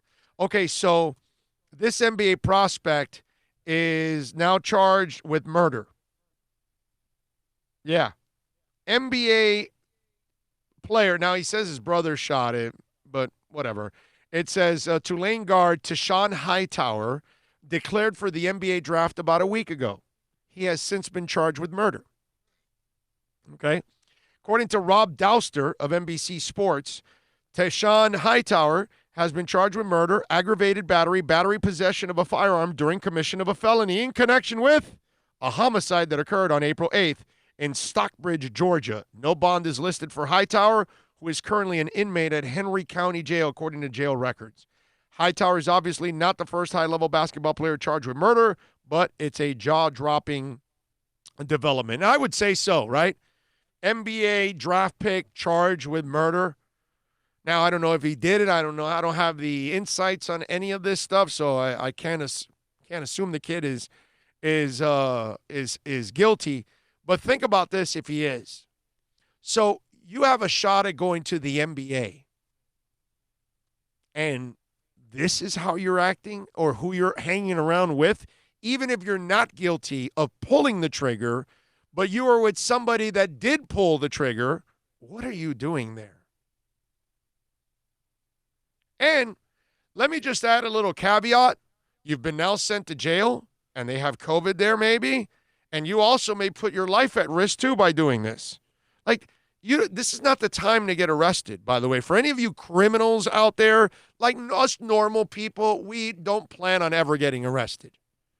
But for you criminals out there, okay, I'm not going to go to that mayor that said, hey, hold off on crimes. No, we'd rather you never commit any crimes.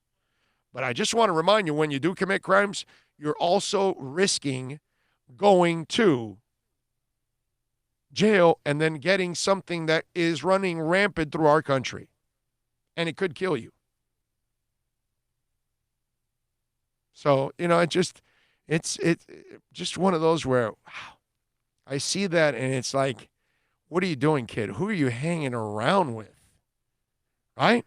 How can you be that stupid that you would actually do something like that? That's nuts, man. Charged with murder. Wow. I tell you. Hey, do you have that? Do you have the audio of the teacher? You got it? All right. So I don't know if you guys saw this. There's a school investigating one of its teachers.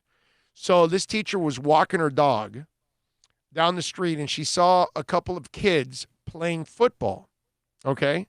So she was pissed that they weren't social distancing and they were out there playing football, right? And the woman screaming, her name is Nicole Griggs. She's a math instructor at Steinert High School, okay? And this is according to the Trentonian. And so the paper cites multiple sources who confirmed her identity and public records, which show she lives right next to the park where the incident went down. Now, these kids, by the way, obviously were violating rules by playing with each other and not social distancing, right? But there's a lot of people still breaking the rules. This woman is a teacher. Folks, we're in a social media world. Everybody's got a phone on them, and that phone has a camera, and there's a camera running everywhere you go. I just want you to know this. So whatever you do in public, there's a good chance somebody caught it. Okay? Like there's a 99% chance that somebody caught it. And yet, this lady does this after seeing two kids playing, or a couple of kids playing football at a park. I'm just trying to save your ass and save your life. But die, okay? I hope both of you get the coronavirus. I hope you both die a long, painful death. I'm just trying to save your ass and save your life. But die, okay? I hope both of you get the coronavirus. I hope you both die a long, painful death. Kids, man. I was a kid too. We do stupid things as kids. It happens. We lie to our parents. We sneak out of the house. We say we're not going to do this and we do that. Don't go to the rock quarry. No, we go to the rock quarry anyways because it's got the best ramps to go jump with our motocross bikes. I get it. And then we come back with scratches and all kinds of stuff. What'd you do? I'm sorry, Mom. I went to the motocross park and I got screwed up. We're kids. We do stupid things. I wish we weren't kids and we didn't do stupid things, but that's kind of part of the growing process. It's really hard to have those kids that do everything perfect. I don't know about you, but I was far from that. Far from you a perfect kid? You were the kid that was perfect? Oh, no. Okay. I knew the answer to that anyways, but anyway, I just No. just wanted to throw that out there. It wasn't my fault, though. I told my dad, guaranteed. You told me that you didn't care if I got threes in conduct and whatever of this, you're going to be dumb. You got to be tough after school. You make grades. I made A's and B's. And, yeah, we did the convent. We did the church Saturdays. I, know the grounds better than the janitors. So the park says closed. The woman can be heard yelling. The whole area. And it says, get it through your thick head. You are the reason we are in this situation. You are the problem, not the solution, right? So she went on to rip the guy. So the superintendent at Griggs School District, Scott Rocco, told the Trentonian they have launched a probe into the video and promised to address the issue immediately.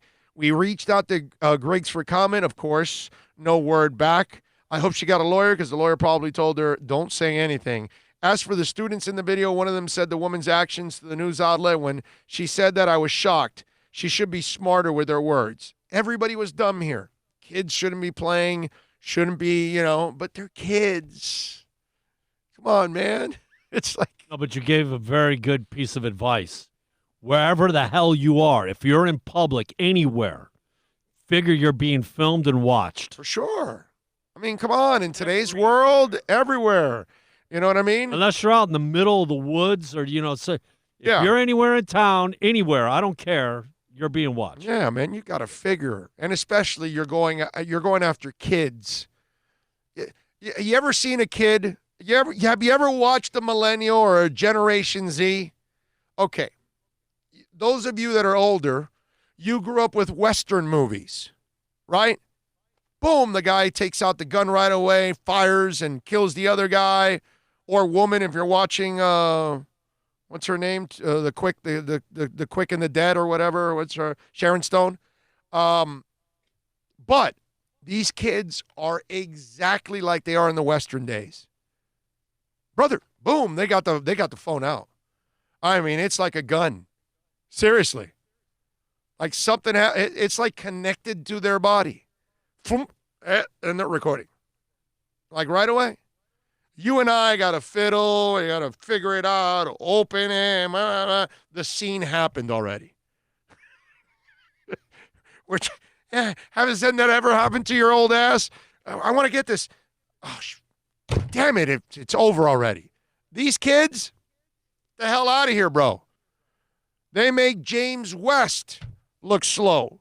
They make Wayne look slow. Okay? They make everybody look slow back in the gunslinger days. You know what I'm saying? Sharon Stone has got nothing on these kids. They will whip out that phone quickly, bro. And they got you on damn straight. Don't do that. Don't mess with these kids. Yeah, when it comes to, those of us that are old enough, you're calling your kids constantly to fix all your stuff. You know what I'm saying? It's usually how it is. All right, let me see here. DraftKings FanDuel, thank you, sir. I appreciate you. He goes, it's faster to record with a phone than to call a cop. Yeah, you're right about that. You're right about that, GPP FanDuel. Yes, all right. There's no doubt. It's just they're quick, bro. It's like and like they never have it off either. Like they're ready all the time. So if you're going to go after a kid, now you could go after another old person and you might be ripping into them and they're trying to fiddle for their phone. And you might buy yourself a couple seconds before you can get recorded. But a young person, you go after a young person and you're absolutely toast. Okay? Absolutely toast. Too funny. Oh, man. All right, 786-322-1105 is the accidentlawfirm.com text line.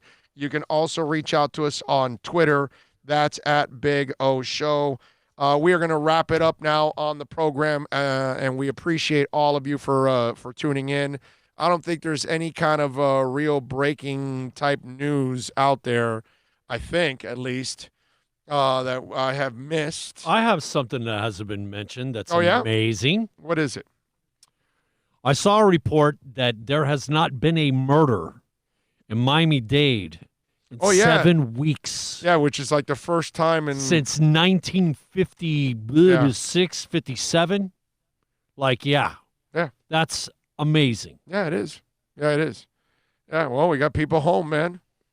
And like I just said earlier, dude, you don't want to commit crimes because not only is it stupid, you should never commit a crime, but then when you go to jail, you now put yourself at risk that you might get COVID. What is it, Miami West out there? I think they said there's 166 cases of COVID over there at the prison. Oh, okay, yeah, I can see that. Of course, they're all in close quarters. Well, it's not prison, it's county, whatever. Whatever it is, I don't know. Those guys are all in the same spot all the time, so yeah. Dude, it's, 166, and it's only going to get worse, obviously. Obviously, yes. Yeah, you got to space them out. Let's see, what else? Yeah, Thomas Becerra goes, they got that stuff on speed dial. Yes. Rhino says, breaking news, Dolphins don't suck anymore. Scott Jackson says, another great show. Thank you. DraftKings says, swipe and record. Yes, I'm with you. Alexa B says, exactly. Alan D says, LOL, watch these jokes. Call Tua a system QB when he has not taken a snap. Shaking my head. Yeah, I guess maybe some will say that. That kid can play, man. That kid can play. We just got to keep him healthy, man. That's all. Big O, just out of curiosity, what race were those kids? We never saw the kids, so we don't know. We have no idea if the kids are white or black, or if that's what you're insinuating. I have no idea, my man. That's the part we never saw in the video or anything else. An example of being cooped up in the house for too long could have been handled better. True that. Let's see, what else do we have here before we are gone? Teachers need a lot of extra classes with her husband, man. I don't know what the hell was that. Teacher needs a lot of extra classes with her husband.